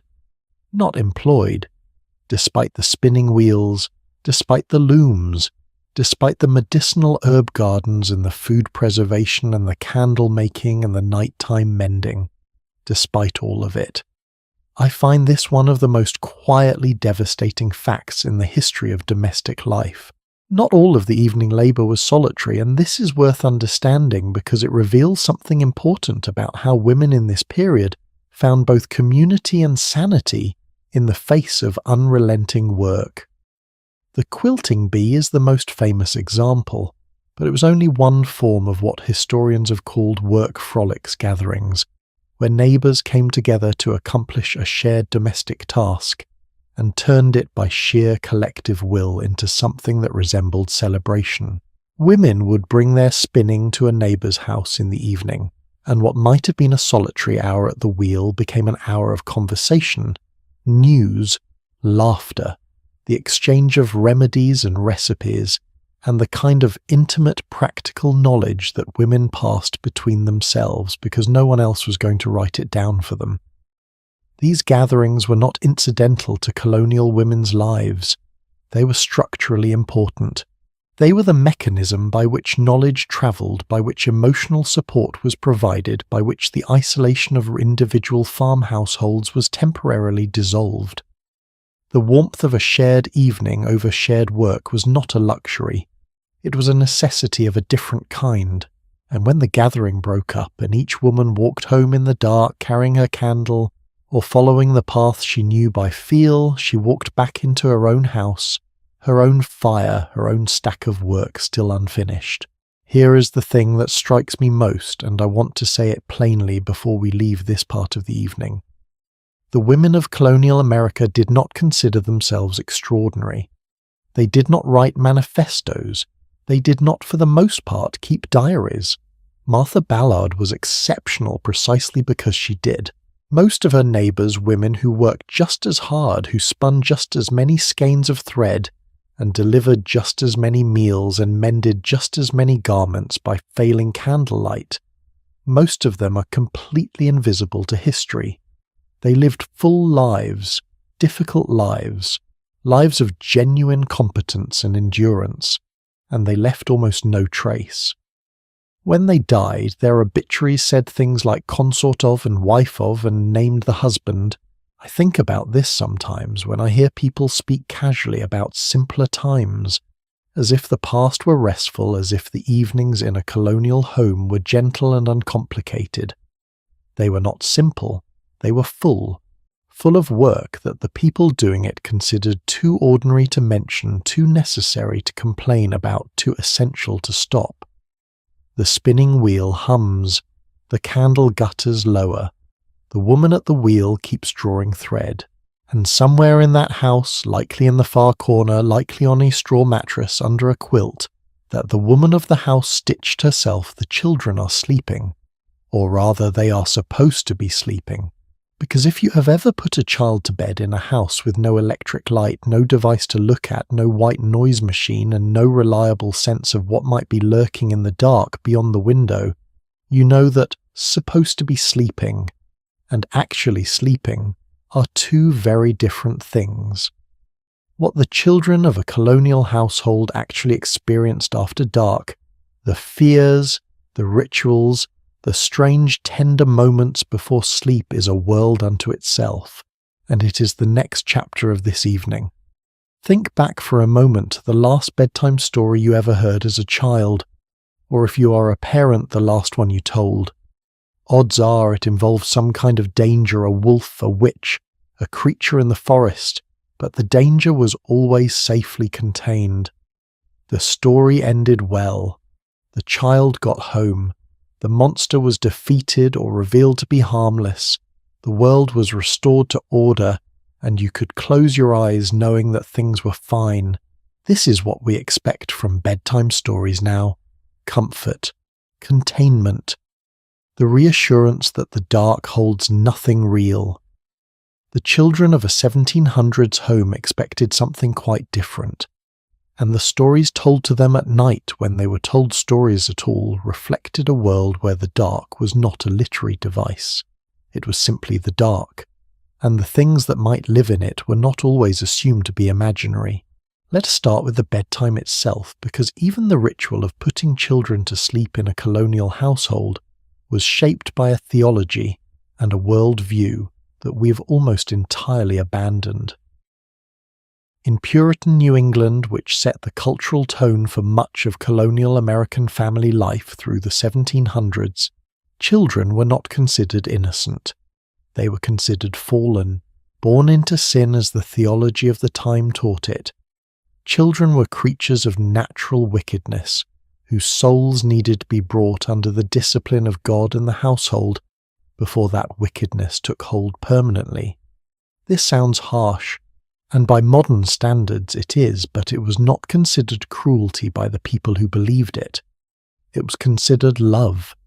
The most important thing a parent could do for a child was save their soul. And so the bedtime prayer was not an optional, sweet tucking-in ritual. It was spiritual armor. The prayer that generations of colonial children were taught to say before sleep went like this: "Now I lay me down to sleep, I pray the Lord my soul to keep. If I should die before I wake, I pray the Lord my soul to take." Read that line again. If I should die before I wake. This prayer appeared in the New England Primer, the most widely used textbook in colonial America, with an estimated 6 to 8 million copies sold by 1830, alongside alphabetical rhyming couplets that included lines like, "Though I am young, yet I may die and hasten to eternity." The primer also contained in some editions a woodcut illustration of a man being burned alive at the stake, meant as an example of religious martyrdom for children to contemplate. We have softened bedtime considerably since then, but let me be careful here not to make this into something it was not. Colonial parents were not trying to terrify their children into submission, or at least not most of them, not most of the time. They were doing something more complicated than that. They were preparing their children for a reality that was genuinely frightening, because the reality genuinely was. Cotton Mather, the prominent Puritan minister in Boston, had 15 children. 8 of them died before being weaned. He wrote in his diary, "We have our children taken from us, the desire of our eyes taken away with a stroke." In some communities during this period, 30% of recorded children died before their 5th birthday. Funerals and wakes for children were held in the same rooms where those children had recently played. Older siblings watched younger siblings die. Children in colonial New England did not need to be told that death was possible before morning. They had already seen it. The prayer, "If I should die before I wake," was not designed to frighten. It was designed to comfort, to give a child a framework for that possibility. To say if the worst happens tonight, your soul is held. You're not alone in the dark. That is a genuinely tender thing, even inside a theology we may find difficult. Now, alongside the religious, there was the folkloric. And this is where the colonial children's evening gets interesting in a different way entirely. The 1700s were not a period of confident rationalism for most ordinary people. The Enlightenment was occurring. Philosophers in Europe were busy overturning centuries of received wisdom about the natural world, but those ideas travelled slowly to the farms and villages of colonial America, and when they arrived, they sat uneasily alongside beliefs that had been inherited from England, from Scotland, from the Protestant traditions of Northern Europe, and from the indigenous knowledge that colonists had absorbed consciously, or not, from the land they now inhabited, which is to say, people genuinely believed in things, not metaphorically, not as cultural shorthand. They believed in the possibility of spirits, of providential signs, of creatures that moved through the dark in ways that could not be explained by ordinary causes.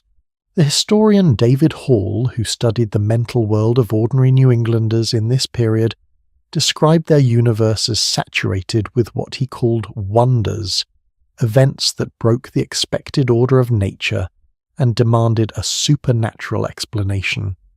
Comets, unexplained deaths, strange sounds in the night, animals behaving oddly, a fire that went out without reason. In 1684, the Reverend Increase Mather of Boston published a book called An Essay for the Recording of Illustrious Providences, which collected dozens of documented accounts of supernatural occurrences, apparitions seen by reliable witnesses, strange providential deliverances, voices in the dark houses disturbed by unseen forces. This was not a book of entertainment. It was a book of theology. The supernatural was expected. The only question was what it meant. In this world, what did a colonial child hear from the adults around them about the night? They heard that the forest beyond the cleared land was genuinely dangerous. Not just in the practical sense of wolves and cold, but in the older sense, that things moved in it after dark that had no names in any Christian language. The wilderness was not romantic in the 1700s. It was the opposite of civilization, the opposite of order, and for many colonial families it was also the place where the devil was believed to have particular purchase.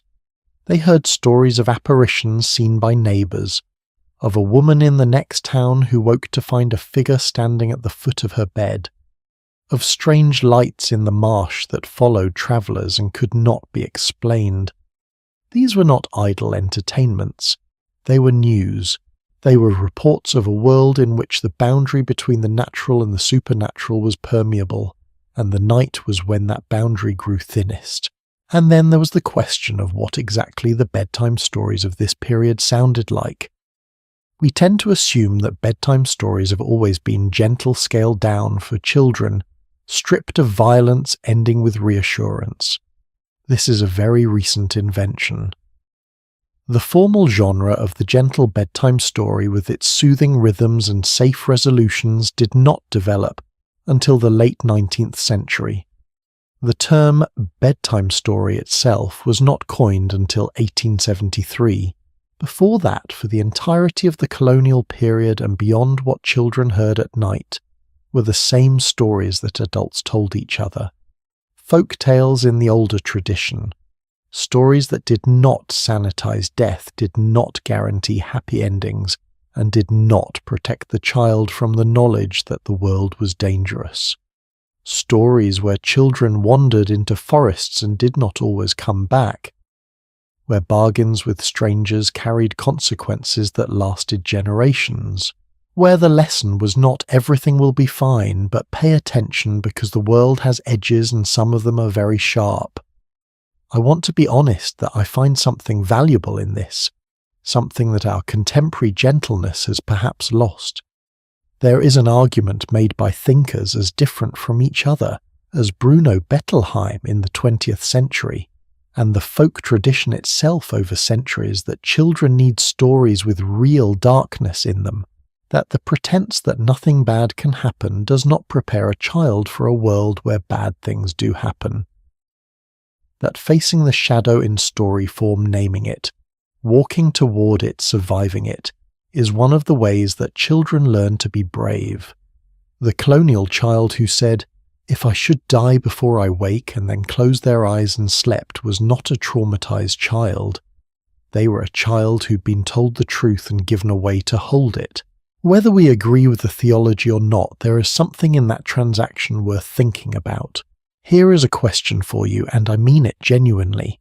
When you were a child, or when you watch children now, what is the fear that refuses to go away at bedtime? Not the story fear, the real one. The fear underneath.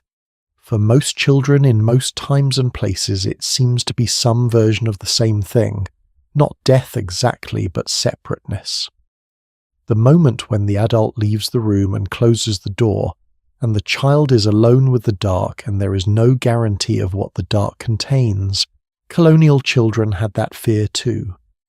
But they also had something that many modern children lack: a cosmology that explained the dark, gave it a name and placed a guardian in it. Not a nightlight, not a monitor, a God who held your soul even while you slept, and a community that had agreed on what the dark meant and how to face it. Whether that cosmology was true or not is a question I'm not here to answer, but I do not think it was nothing, and I do not think the loss of it has been entirely cost-free.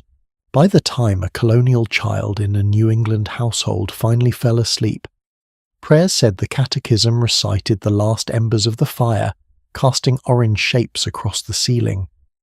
They were sleeping in a room that most modern people would find startling. Not because of the dark exactly, not because of the cold, though, that was real and we will come to it, but because of who else was in that room, and who was in the bed beside them, the sleeping arrangements of a 1700s colonial home who slept where how many people shared a bed, and what the history of the bedroom actually looked like, shocked the first modern historians who looked carefully at the records. And it will probably surprise you too. That is the next story. At the end of the last story, we left a colonial child finally asleep, prayers finished, the catechism recited the last embers of the fire, casting orange shapes across the ceiling before fading to dark. We said that child was sleeping in a room that most modern people would find startling. Not because of the dark, though, that was absolute in a way we can barely picture. Not because of the cold, though we will come to that too. But because of who else was in that room, and who was in the bed beside them. So tonight we step inside, all the way inside the colonial bedroom, and I want to warn you gently that by the end of this story, something you have probably never thought twice about your own bed, your own room, the quiet assumption that sleep is a private thing will look entirely different to you. Let us begin with a question that sounds simple and turns out not to be at all. How many beds did an ordinary colonial family own? If you had asked a colonial housewife in Pennsylvania in 1750 whether she felt her family was reasonably well provided for, and she had smiled and said yes, what would that answer actually mean in terms of what her household contained? For most of us today, the question barely registers. Every person in a household has a bed. Every child has their own room, or is at least supposed to. That assumption is so deep in the way we think about home and comfort and basic dignity that we do not even notice it as an assumption. It is simply how things are. In the 1700s, it was not how things were, not even close. The historian Benjamin Rees, after years of studying the history of sleep in Western culture, arrived at a statement I find genuinely arresting. Sleep in a bed in a sealed-off private space alone, or with at most one other person. Not one of those features was consistently in place anywhere in Europe or North America before around 1800. Not one. Your private bedroom, the room you take entirely for granted, the space you consider your most personal refuge, is a recent invention. And the bedroom of an ordinary colonial family in the 1700s was something so different from what we now expect that when historians first began reading the estate inventories and probate records that describe those rooms in detail, some of them apparently had to read the documents twice, because what they found was not what they were looking for. Start with the bed itself, because this is where the story begins, and where the most significant misunderstandings live. In a prosperous colonial household, the finest bed was not tucked away in a quiet back room. It was displayed. The best families in New England, and this pattern held across the colonies, entertained guests in the parlour, and in that parlour, set where every visitor would see it, sat the household's most valuable possession. The great bed fully dressed in its curtains and hangings, bolsters arranged just so, coverlet spread smooth, a physical declaration of the family's standing in the world. Beds were so valuable that they were mentioned by name in wills. They were passed from parents to children as inheritance. A fully dressed four-poster bed with curtains and proper bedding could represent fully half the total value of everything a non-elite colonial family owned. In 1640, a Massachusetts man named William Southmead had a house valued at £8. His feather bedstead and bedding were valued at £8 as well. His bed was worth as much as his house. Let that sit for a moment. The colonial bed was not just a place to sleep. It was a financial investment, a status object, a family heirloom, and in many households the most complex piece of equipment in the room. The wooden bedstead had a base of interwoven ropes or leather lacing stretched taut between the rails, which provided the platform for the mattresses, and there were multiple mattresses layered in a specific order. At the bottom, a firm tick stuffed with corn husks, straw, or horsehair. On top of that, the feather bed itself, dense, enveloping, packed with an estimated 90 pounds of goose or duck feathers, heavy in a way that pressed back against you like warmth itself, then bolsters and pillows. The whole structure was nothing like our modern beds. It was closer to being folded inside something warm. Those ropes on the bedstead loosened over time and needed periodic retightening to prevent sagging, which is incidentally the origin of the old bedtime phrase "sleep tight." Now, who slept where?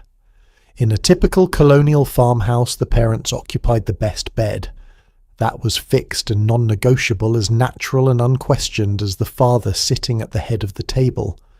Tucked beneath the parents' bedstead on a low wooden frame fitted with small wooden wheels so it could be rolled out at night and rolled back under. During the day slept the youngest children on what were called the trundle bed. When a new baby arrived, the toddler in the trundle graduated to sleeping alongside an older sibling, and the older children wherever they fit, in the loft above the main room if the house had one. On a flock bed, a coarse linen sack filled with rags and straw placed directly on the floor in the corner of the hall. On a settle bench near the hearth that folded flat into a sleeping surface at night. Wherever there was space, because space was the variable that governed everything.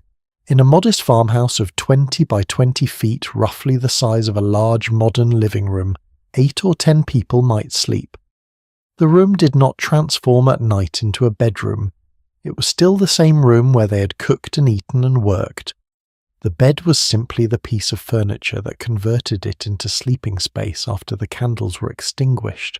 Servants, if the household had them, slept in the least comfortable positions. The house offered attic cavities in New England hallways in warmer regions, occasionally at the foot of the master's own bed in the custom inherited from England. Their bedding was the thinnest and least insulating. In unfinished attic spaces in Massachusetts and New Hampshire, through winters of bitter, sustained cold, servants slept with whatever covering they had been given and nothing more. The hierarchy of the household, which we saw so clearly at the dinner table, simply continued into the dark hours without interruption. And then there is the matter of strangers. This is the part that I find genuinely startling, and I think you will too. In colonial America, sharing a bed with a person you'd never met before was entirely normal. Not just tolerated, socially expected and positively understood as part of the ordinary duty of hospitality.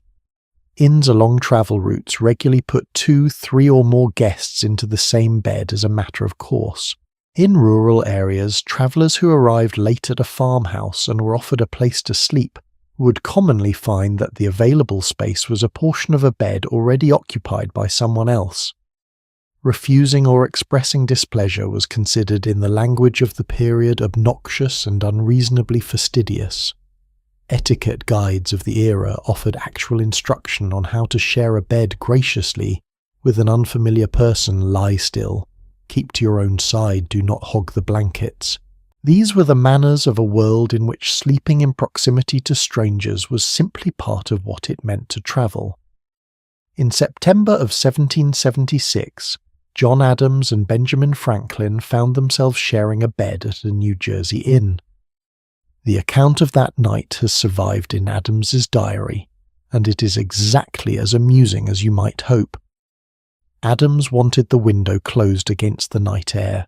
Franklin, who held strong and extensively developed theories about fresh air and ventilation, wanted it open and apparently continued to lecture Adams on the subject at some length while they lay there in the dark together. Adams eventually surrendered, the window stayed open, and he fell asleep presumably mid-lecture. 2 of the men who had just signed the Declaration of Independence, sharing a bed, arguing about a window.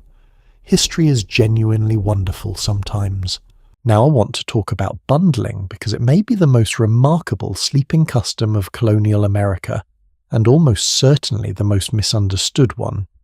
Bundling was a practice of supervised courtship that was especially common in Dutch and Welsh immigrant communities and spread through much of the northeastern colonies. When a young man came to call on a young woman he was courting, he might, with the full knowledge and consent of her parents, be permitted to spend the night in bed beside her. Fully clothed, wrapped in their own separate blankets, sometimes with a long wooden board placed lengthwise between their bodies, the bundling board to prevent contact. Sometimes the young woman was sewn into a bundling bag, a close-fitted cloth sheath covering her from waist to feet. The logic was entirely practical. A young man might have travelled several hours on foot or horseback to make his visit. The evening was short, candles were rationed, and travelling home in complete winter darkness was genuinely dangerous. It was far more sensible to let him stay, and the supervised setting of the family home parents in the same room or the next one alert to any sound was considered considerably safer than the alternative of the young couple disappearing outdoors alone. The parents, one account recorded with wonderful understatement, kept a watchful eye on them off and on throughout the night. Ministers like Jonathan Edwards condemned bundling vigorously from their pulpits. Moralists wrote pamphlets, and the evidence in the church records of communities where bundling was practiced suggests with some delicacy that the bundling board's effectiveness as a deterrent was not always what its proponents claimed. The rate of premarital pregnancy in these communities was noticeably elevated. History raises an eyebrow. History does not claim to be surprised. I want to pause here and ask you something honestly. What do we lose when we sleep alone? I do not mean romantically. I mean in the purely human sense. For almost all of recorded history, sleep was a social act. People fell asleep within earshot of others. They woke in the presence of others. The last sensory experience before unconsciousness was not silence and isolation, but the sound of someone else breathing the small warmth of shared body heat, the knowledge that you were not alone in the dark. There is research that suggests this communal pattern-shaped sleep itself. Historians and sleep scientists studying pre-industrial communities have found evidence that people in those eras typically slept in 2 distinct phases, separated by 1 to 2 hours of quiet wakefulness in the middle of the night, a period they called the watch or the first waking. During this wakefulness, people might lie still and think, say a quiet prayer, speak softly with whoever was beside them, or simply rest in a state between sleep and full consciousness. The single solid 8-hour block we now call normal sleep appears to be in significant part a product of the industrial age and its need for synchronized labor schedules. The older rhythm of the body was something softer and more broken. I am not proposing we go back to sharing beds with strangers. That particular chapter seems genuinely closed, but I do think there is something worth noticing in the fact that our ancestors fell asleep every night with other humans close by, and that the sealed-off private silent bedroom we have built around ourselves is not an ancient or inevitable arrangement. It is a choice our world made recently and deliberately, and it is worth at least knowing that it was a choice. By the time the colonial household had fully settled into its nighttime configuration, parents in the great bed, smallest children on the trundle, rolled out beside them, older children in the loft, servants in the attic. The house had gone as quiet as it was going to get, which in truth was not very quiet. The rope bed creaked when someone turned. The cornhusk mattress crinkled at every shift of weight. Someone coughed. A child murmured in sleep. The fire popped once in the dark. And before any of that, before the candles were extinguished and the household arranged itself for sleep, there had been something else happening in that small room for the 2 or 3 hours between supper and bedtime. Something that I think will genuinely surprise you, because the popular image of colonial evenings as solemn and joyless gets this particular part almost completely wrong. Because these people got bored, they got restless. They told jokes, they argued about things, they played card games that alarmed the clergy, and they made something out of their evenings that was richer and more varied and more human than the grim Puritan silence we tend to imagine. What an ordinary colonial family actually did in those hours before sleep, before radio, before television, before anything we would recognize as entertainment is the story waiting for you next. Something I want you to try just for a moment. Put down your phone, turn off the screen, sit in whatever room you are in right now and let the silence settle. Not the silence of a muted notification or a paused video, actual silence, or as close to it as you can find in the modern world. How long can you stay with it? For most of us, the honest answer is not very long. We have been conditioned by decades of on-demand entertainment by the ability to summon any song, any show, any distraction within 3 seconds to find genuine, unstructured quiet, almost physically uncomfortable. The empty evening, the evening with no plan and no screen, feels like something that needs to be fixed. Now hold that feeling, because it is the exact feeling that an ordinary colonial family in the 1700s did not have, not because they were more patient or more virtuous than we are, but because they had never experienced anything different. The evening had always been what it was: a few hours of firelight, the people in your house, and whatever you could make of it together. And what they made of it, it turns out, was quite a lot. Let us be precise about something first, because there is a version of colonial American evening that gets romanticized into something it was not. The version where everyone gathers by the fire in gentle, contemplative silence, weaving their thoughts like philosophers. That is not quite right. These were people. They got bored. They got restless. They argued, they gossiped. They told jokes that we would not find particularly funny. And they played games with an enthusiasm that occasionally alarmed the clergy. The Puritans of early New England had tried with limited success to prohibit dice games, card games, and various other amusements they considered contrary to godly living. By the early 1700s, those prohibitions had largely collapsed under the weight of human nature. By mid-century, the young Boston lawyer John Adams grumbled in his diary about the colonial fondness for entertainment. Let others waste their bloom of life at the card or billiards table among rakes and fools, and then one suspects went home and played cards. What did an ordinary colonial family actually do in the hours between supper and sleep? If you had books, and by the mid-1700s a meaningful number of colonial households, did you read them? Reading aloud was the normal mode for evening literary consumption, and this is a difference so fundamental from our experience that it deserved a moment's consideration. We read privately, silently inside our own heads, each person in their own bubble of text. In the colonial household, reading was more often a shared activity. One person read aloud while the others listened or mended or spun or simply sat. The book was a social event. But what books? Here the picture is more varied than the popular image of Puritans huddled grimly over scripture, though scripture was certainly present.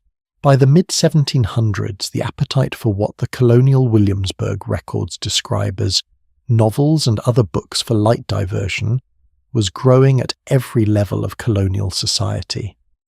Historian Lorena Walsh documented that by 1750, households across the full range of wealth in the Tidewater Chesapeake region were purchasing non-essential consumer goods they had previously considered unimportant, and books for entertainment were among them.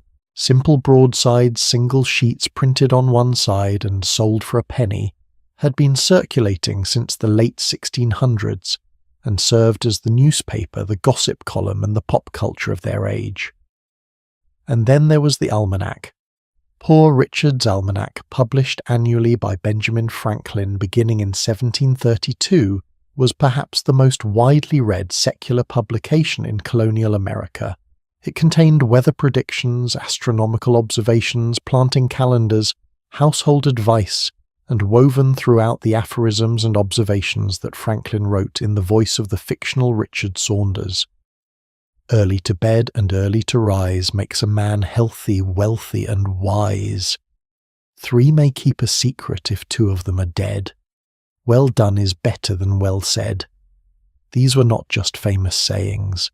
They were the conversational currency of the evening, the things people quoted to each other, argued about, used as the starting point for discussion.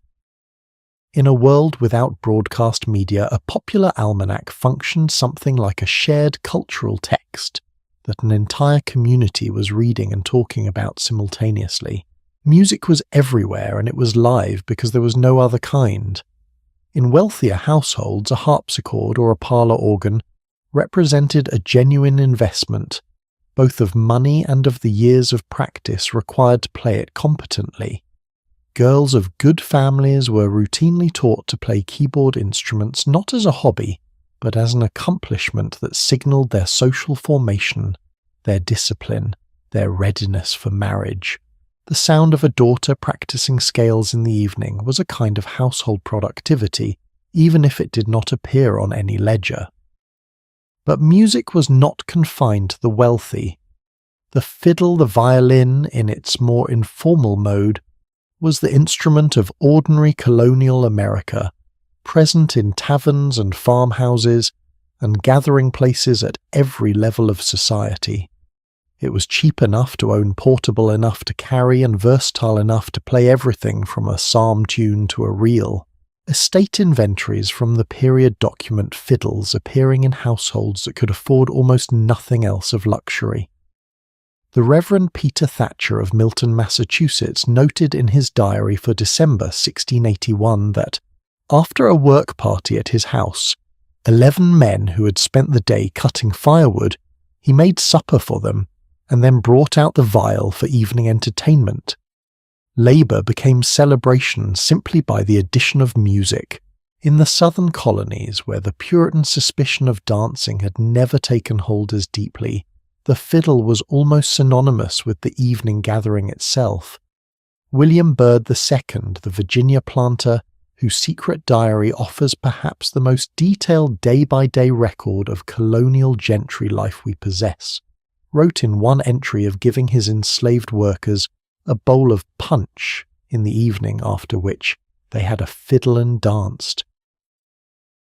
The fiddle appears throughout his diary as the instrument of evening's end, the signal that the work of the day was finished and the social hour had begun, Card games deserve more credit than they typically receive in histories of colonial America because they were genuinely popular across every class and every region, despite the best efforts of certain ministers to stamp them out. Whist was perhaps the most fashionable card game of the 1700s, a trick-taking game requiring partnership and strategy that was widely played in England and spread quickly through the colonies.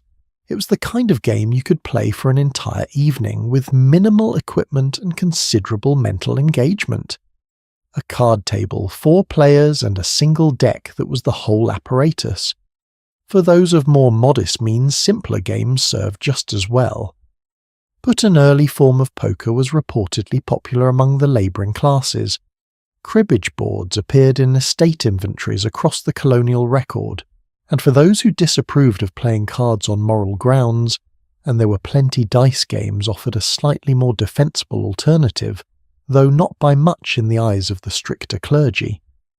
The game of goose, which colonial Williamsburg records describe as basically a broadside printed with a circular track over which players raced through hazards, guided by throws of the dice, was one of the most affordable parlour entertainments available.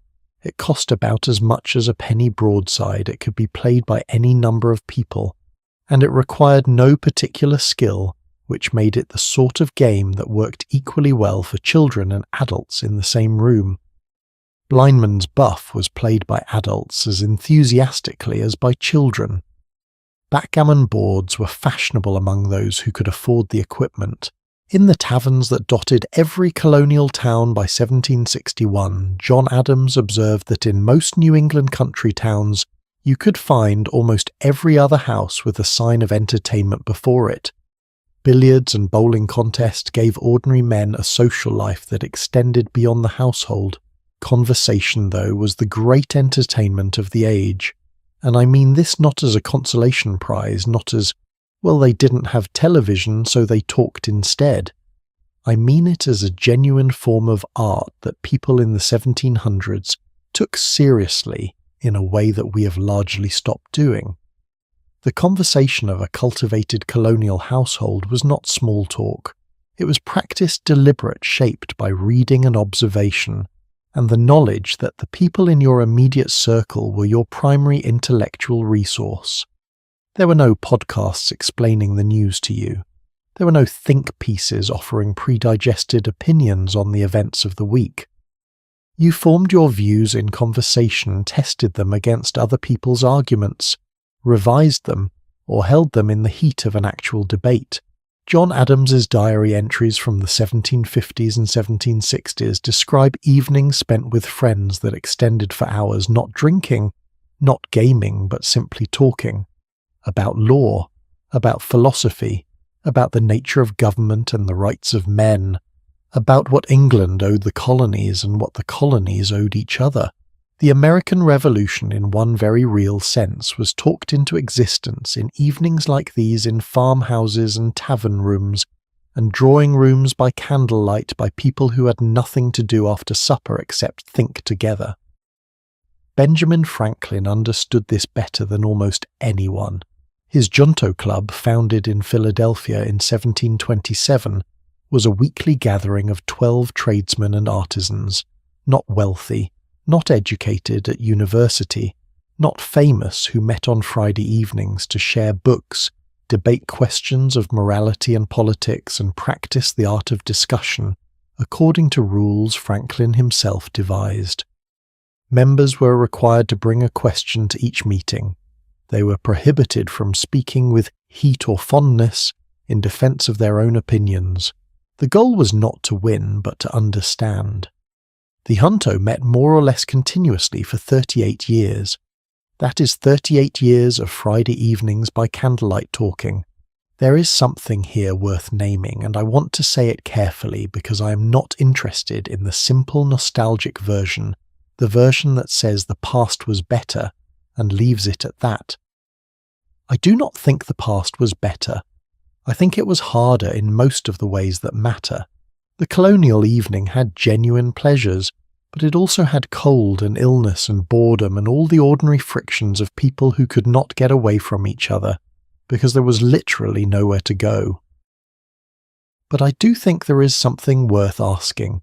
When we gained the ability to fill every silent moment with content, when the screen became available for every train ride and every waiting room and every quiet 10 minutes before sleep, what did we lose in the exchange? What kind of attention? What kind of conversation?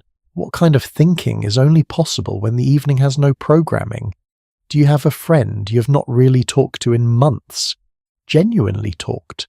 The way the Junto members talked, because every time you are together you are also looking at your phones. I ask this not to make you feel guilty. I ask it because I think it is an honest question that the colonial evening puts to ours. The fiddle put away, the cards laid down, the candle trimmed one last time. And before the household went to bed, there was one more thing that almost every colonial family did regardless of wealth or region or denomination. They prepared for what might happen in the night. Because in a world without modern medicine, without hospitals, without the certainty that tomorrow morning everyone would wake healthy, the possibility of illness after dark was not theoretical. It was part of the evening. And the story of what happened when someone got sick at night in the 1700s is one of the most unsettling, most tender, and most revealing chapters in the life of these homes. Picture this. It is past midnight. The fire has burned low. The house is quiet, the children are asleep, and you're finally drifting toward rest after a day that started before sunrise and ended long after dark. And then a sound. A cough. Not an ordinary cough. The kind of cough that has something different in it. Something wet and persistent, the kind that makes a parent's stomach drop before the mind has even fully woken. You lie still for 1 second, 2 seconds, listening, hoping it will stop. It does not stop. You get up. Now here is the question I want you to hold for the next several minutes. What do you do next?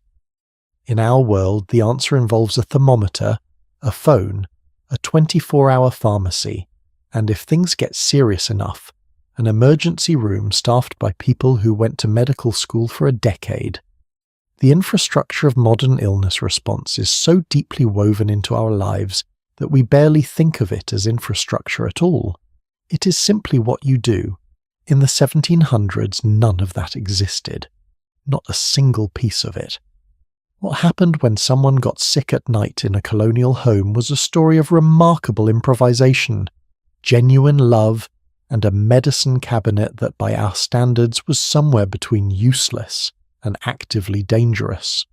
And understanding how those families faced illness in the dark tells you something essential about how they understood life itself.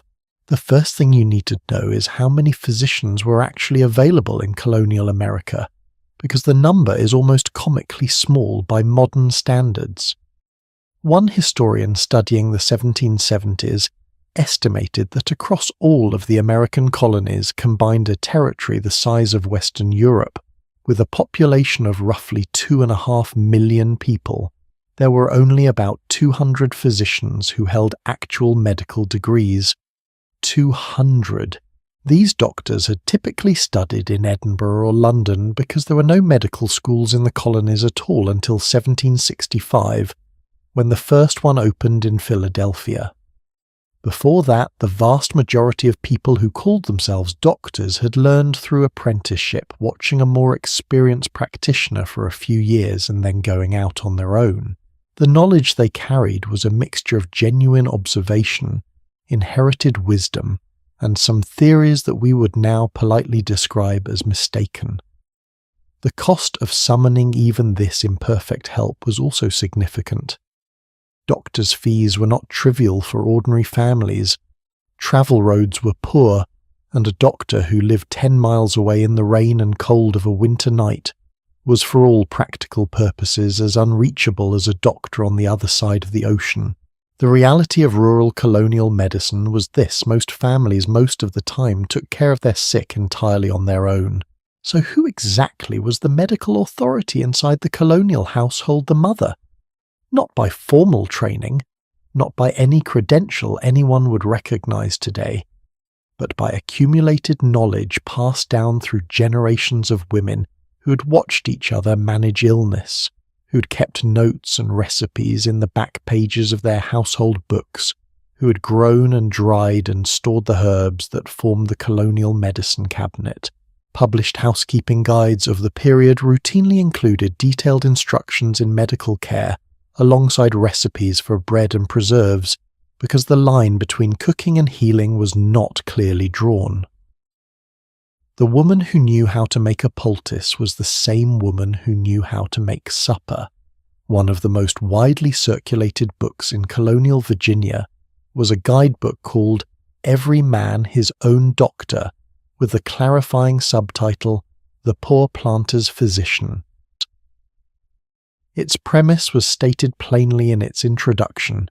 It contained plain and easy means for persons to cure themselves of all or most of the ailments common to their climate, using medicines chiefly of the growth and production of that country.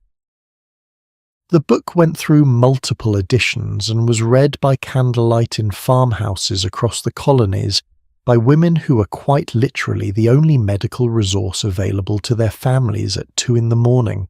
Another highly respected text was William Buchan's Domestic Medicine, first published in Edinburgh in 1769 and quickly reprinted in the American colonies. Buchan was unusual for his time in arguing for relatively gentle treatments, rest clean water, fresh air at a moment when most of his medical contemporaries believed that medicine should produce dramatic and violent reactions in the body to prove it was working. His book sold tens of thousands of copies in the colonies and became for many families the closest thing they had to a family doctor between visits.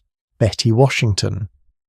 Lewis, the sister of George Washington, owned a copy of Eliza Smith's 1739 cookbook, The Complete Housewife, which alongside its food recipes contained explicit medicinal instructions for treating conditions ranging from an upset stomach to something the author called a cancerous breast, to preparations described as for preserving the lungs. These were not exotic specialty items, they were in a cookbook, because that is where medicine lived. When fever arrived in the night, and fever was the great terror, the symptom that preceded so many of the colonial era's most deadly diseases, the response followed a fairly consistent sequence that mixed genuine care with treatments we now know did more harm than good. The herbs came first: lavender, rosemary, sage, mint, wormwood, chamomile. These were not decorative garden plants, they were medical supplies. Every man his own doctor prescribed that for fevers the patient should drink freely of water, gruel orange whey or weak chamomile tea. If the patient's spirits were low, small wine whey sharpened with lemon juice was recommended. This is not entirely without merit. Chamomile does have mild calming properties, and encouraging a feverish person to drink fluids was actually sound advice. The colonial herb garden in this respect was sometimes surprisingly effective. The bloodletting, however, was not. By the 1700s, the practice of deliberately cutting a vein or applying leeches to draw out blood had been a cornerstone of Western medicine for more than 2,000 years, and it remained firmly in place because it appeared to work. Fevers sometimes subsided after bloodletting. The patient sometimes reported feeling better. What no one yet understood germ theory would not arrive for another century and a half was that these improvements occurred despite the bloodletting, not because of it. The underlying belief was that illness resulted from an imbalance of the 4 humours in the body: blood, phlegm, yellow bile, black bile, and that drawing off the excess would restore balance. The treatment sometimes weakened patients so severely that they could not recover from the illness that had prompted it in the first place. There is a grim irony in the fact that bloodletting almost certainly contributed to the death of George Washington himself in 1799, when his physicians removed roughly 40% of his total blood volume over the course of one day in an attempt to treat what was likely a bacterial throat infection. For childhood fevers in particular, the stakes were almost unbearably high. The diphtheria epidemic that swept through New England in 1735 and 1736 killed more than 1,000 children in New Hampshire alone, in a colony of only 23,000 people. 90% of the deaths were children under the age of 10. Noah Webster, the lexicographer and chronicler of American life, called diphtheria the plague among children. Some families lost half of all their children in a single outbreak. The parents sitting up through the night with a feverish child were not being overly anxious. They are making a calculation every hour about whether this was the ordinary fever that passed or the one that did not. Here is what strikes me most about all of this, and I want to be honest about where my own feelings are. Reading the diaries and household records of colonial women managing illness at night, the accounts of mothers who sat up until dawn counting breaths, who applied warm cloths and burned herbs and prayed and calculated and worried, I do not feel pity for them exactly. What I feel is something closer to awe. Not because their medicine was good, it wasn't. Not because their situation was acceptable, it was terrifying. But because of what they brought to it, the fullness of their attention, the depth of their care, and the complete absence of the thing that we sometimes use to substitute, for both of those the feeling that we have handed the problem off to a system. When a modern parent calls the paediatric nurse line at 3 a.m, there is enormous relief in hearing a professional voice. That relief is real, and the medicine behind it is genuinely life-saving, and I would not trade it for anything. But there is something that occasionally gets lost in the transfer, the quality of presence that happens when you are the only resource your child has, when there is no one to call, when the warm cloth on the forehead is the entirety of what medicine looks like. Have you ever sat up all night with someone you loved who was sick? Not in a hospital waiting room, but at home in the particular darkness of 3 a.m, doing the small things you could do and feeling the limits of what those were. If you have, then you have some faint echo of what this was like every time for every parent in every colonial household that winter touched. There is one more dimension to illness in the 1700s that does not translate easily into modern understanding, and it is this: the sick person almost never left the house. There were no hospitals for ordinary people in colonial America in any meaningful sense. Pennsylvania Hospital, founded in Philadelphia in 1751 by Benjamin Franklin, and the physician Thomas Bond was one of the very first in the colonies, and it served primarily the poor of the city. For the vast majority of sick people throughout the colonial period, illness happened at home, was treated at home, and ended in either direction at home. The sick room was a domestic space. The person tending it was a family member. The smells, the sounds, the unbroken intimacy of that vigil, all of it took place inside the walls of the ordinary home. What this meant, among other things, was that death was also a domestic experience in a way it has almost entirely ceased to be in the modern world. When someone in a colonial household died, they died in the room where they had slept and lived and eaten. The family was present. The children were often present. There was no quiet removal to an institution, no gentle separation from the ending of a life. It was simply there in the house, a fact that everyone witnessed together. I don't say this to be sorrowful. I say it because it shaped in profound ways how those families thought about every ordinary evening, including the ones that ended well. The awareness that illness could arrive at any hour without warning, that the night held no professional safety net, that the people you loved were entirely in your care. This awareness gave the colonial evening a texture that I think we struggle to imagine. It made the healthy evenings feel different. The card game, the fiddle, the reading aloud by candlelight, these happened against a background that we've been able to mostly remove from our peripheral vision. They could not remove it, and perhaps because they could not, they did not take quite as much for granted. The herbs are put away now. The chamomile tea has gone cold. The fire needs tending one more time before the household can finally fully rest. And it is in those last quiet minutes before sleep, when the sick have been settled, when the fear has subsided or is being held at bay, that the Colonial family turn to something that had been with them all evening, threading through every moment of the day without ever quite being named. Their prayers, their rituals, the particular spiritual life of a 1700s evening, and what it actually looked like when a family prepared their souls for the night ahead. That conversation is next. We've spent a long time inside this house together. We have watched the last light of sunset arrive like a quiet emergency. We sat by the fire and learned that the hearth was not decoration. It was survival. We saw what they ate, how they sat at that table, who was permitted to speak and who was not. We held a candle and really understood for the first time what 1 hour of light cost.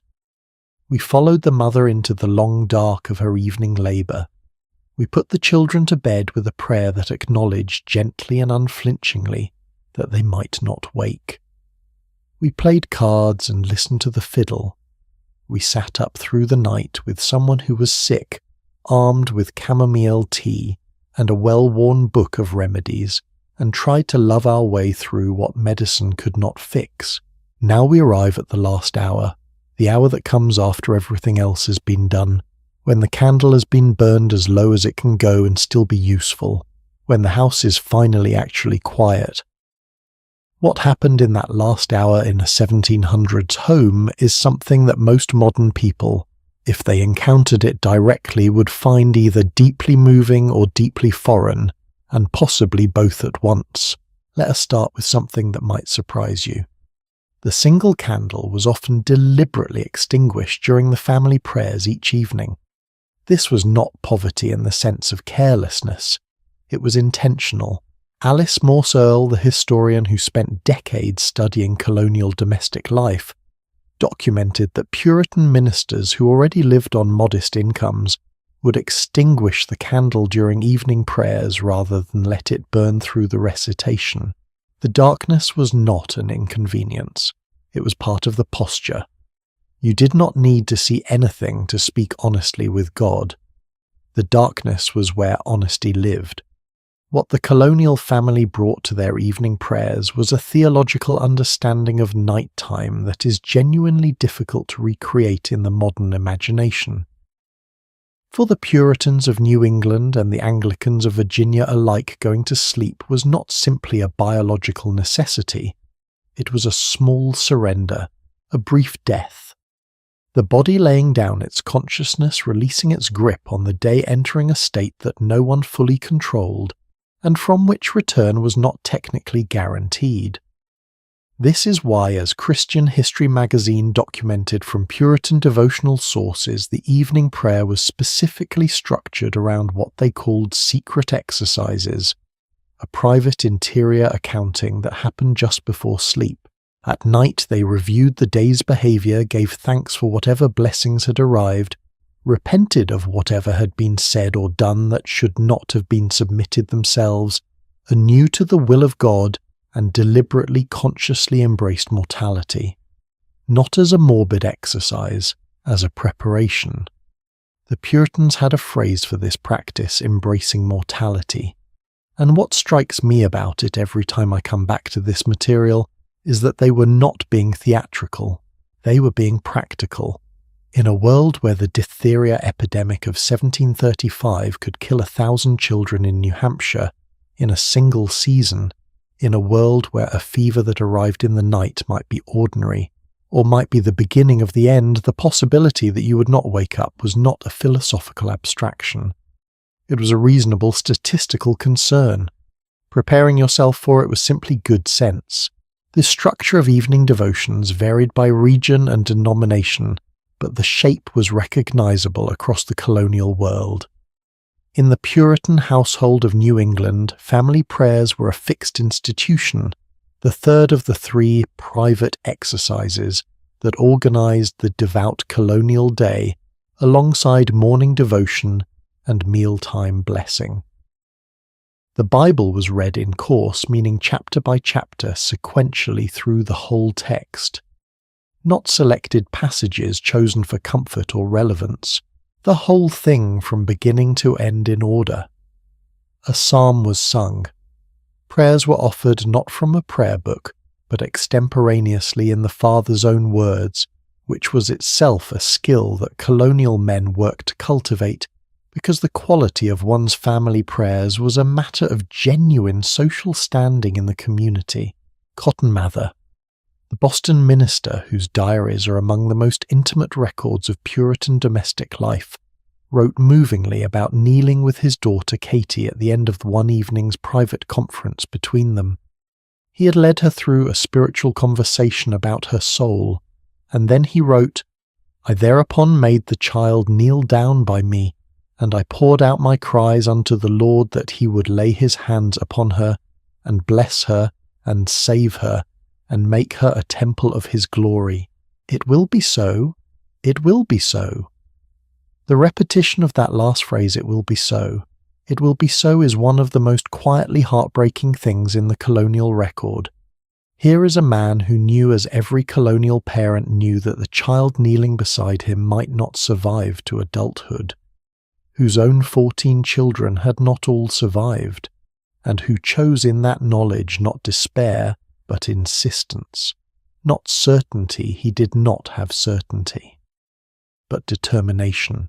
A refusal to stop hoping out loud, even in the dark, even at the end of the day, even knowing what he knew. In the Anglican households of Virginia and the southern colonies, the texture was different, but the gesture was the same. The Book of Common Prayer, that great inheritance of the English Reformation, contained specific forms for evening prayer known as evensong, that structured the end of the day for Anglican families across the colonial world. Its language moved between acknowledgement of failure and affirmation of grace in a rhythm that colonists heard so often. It became the grammar of their inner lives. The phrases went into them the way music goes into people, not as doctrine to be debated, but as texture to inhabit. By the mid-1700s across the colonies, the Great Awakening of the 1730s and 1740s had added a new layer to colonial spiritual life. Preachers like George Whitefield and Jonathan Edwards had introduced a more emotionally immediate, personally urgent version of Protestant faith, one that asked not whether you practiced the correct rituals, but whether you had experienced a genuine transformative encounter with God. This shift touched even households that would have called themselves moderate Anglicans or comfortable Congregationalists. By the time the evening prayer was said in a colonial home circa 1750 or 1760, it carried the weight of both the old structured forms and the new evangelical urgency. Two currents running together in the same quiet room. And then the prayers ended. And this is where the colonial night becomes most interesting to me, not in the prayers themselves, which we can reconstruct from the texts, but in what happened after. In the particular quality of silence that followed the last Amen. The candle, if it had not already been extinguished, was snuffed now. The fire, if it was still burning, was left to die down on its own, or banked carefully under the curfew dome, the couvre-feu that we talked about at the beginning of this long evening hours ago. The chamber stick was carried from room to room as the last person to bed made their circuit of the house. What did the colonial night actually sound like? Historian Roger E. Kirch, whose landmark work at Day's Close Night in times past drew on thousands of diaries, letters, and personal accounts to reconstruct the pre-industrial experience of darkness, found that colonial people described the night as extraordinarily loud, in ways that modern city dwellers simply do not hear. Not loud with human noise, loud with the world. The wind in the wooden frames of the house, which were not sealed and insulated the way modern houses are, and which spoke with every change in weather. The sound of animals in the barn and in the fields. In New England, the creak of ice forming on a pond. In Virginia, the particular sound of summer insects that colonists from England had never heard before they came to this continent, and found genuinely unsettling at first. the wood of the house itself settling and contracting through the night in response to temperature. And underneath all of it, for those who had ears for it, the sound of other people breathing. This is the detail that I keep coming back to, the detail that I think matters more than any other in understanding the emotional texture of a 1700s evening. In a world where multiple people shared a bed, where children slept alongside parents, where servants sometimes slept in the same room as the family, where the boundaries of sleeping space were entirely different from our own, the last sound you heard before sleep was almost always another person's breath. Not a device, not a program, not a sound that someone else had chosen for you to hear as you drifted off. Another human being present alive nearby. Now I want to say something about what this whole evening has added up to. Not a lesson, I am not interested in lessons, but an observation offered as honestly as I can. We began this evening at sunset watching a colonial family race against the dying light to finish everything the day required. We end it here in the dark, listening to the sound of breathing. In between, we spent time with people who had almost nothing, that we have no electric light, no central heating, no antibiotics, no ambulances, no ability to call anyone. People who extinguished their candles during prayers because candles were too expensive to burn while talking to God. People who sewed by firelight until their eyes gave out and called it a normal evening. And yet, something threads through all of these hours that I did not expect when I started thinking about this series, and that I am genuinely not sure how to name. It is not nostalgia, I want to be clear about that. I would not want to live this life. I do not think you would either, and I think anyone who says they would is romanticizing the cold and the fear and the early death. But there is something in the density of these evenings, the way every hour had a purpose, and the purpose was immediate and human. The fire had to be tended or the family would suffer. The prayers had to be said because tomorrow was genuinely uncertain. The breathing you heard in the dark was not background noise, it was the whole point. There is a question buried in all of this that I think belongs to you, not to me. What does your evening look like? Not what do you do with it.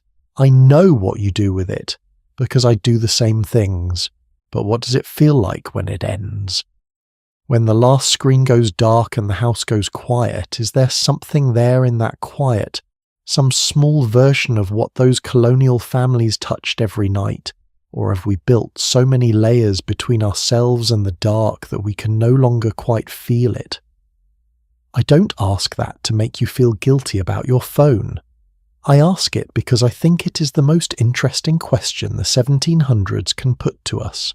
And because the fact that you are here listening to a story about ordinary people in ordinary homes 300 years ago suggests that some part of you already knows the answer.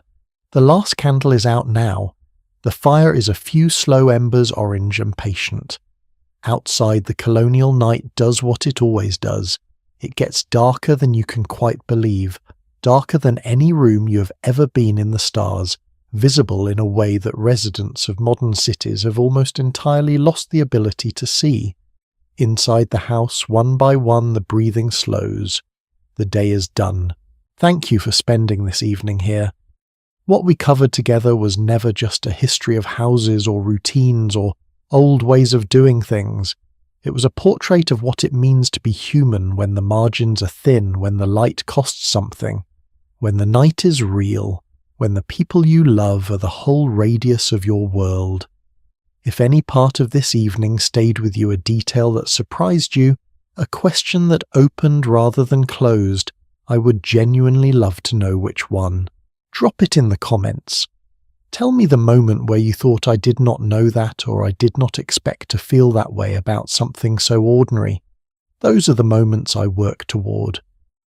And if you have come this far with me through all of these evenings and all of these lives, thank you. Truly, it means more than I can easily say. There are more evenings to spend together, more homes, more centuries, more ordinary people, whose names history did not bother to record, but whose lives are worth every minute of attention we can give them.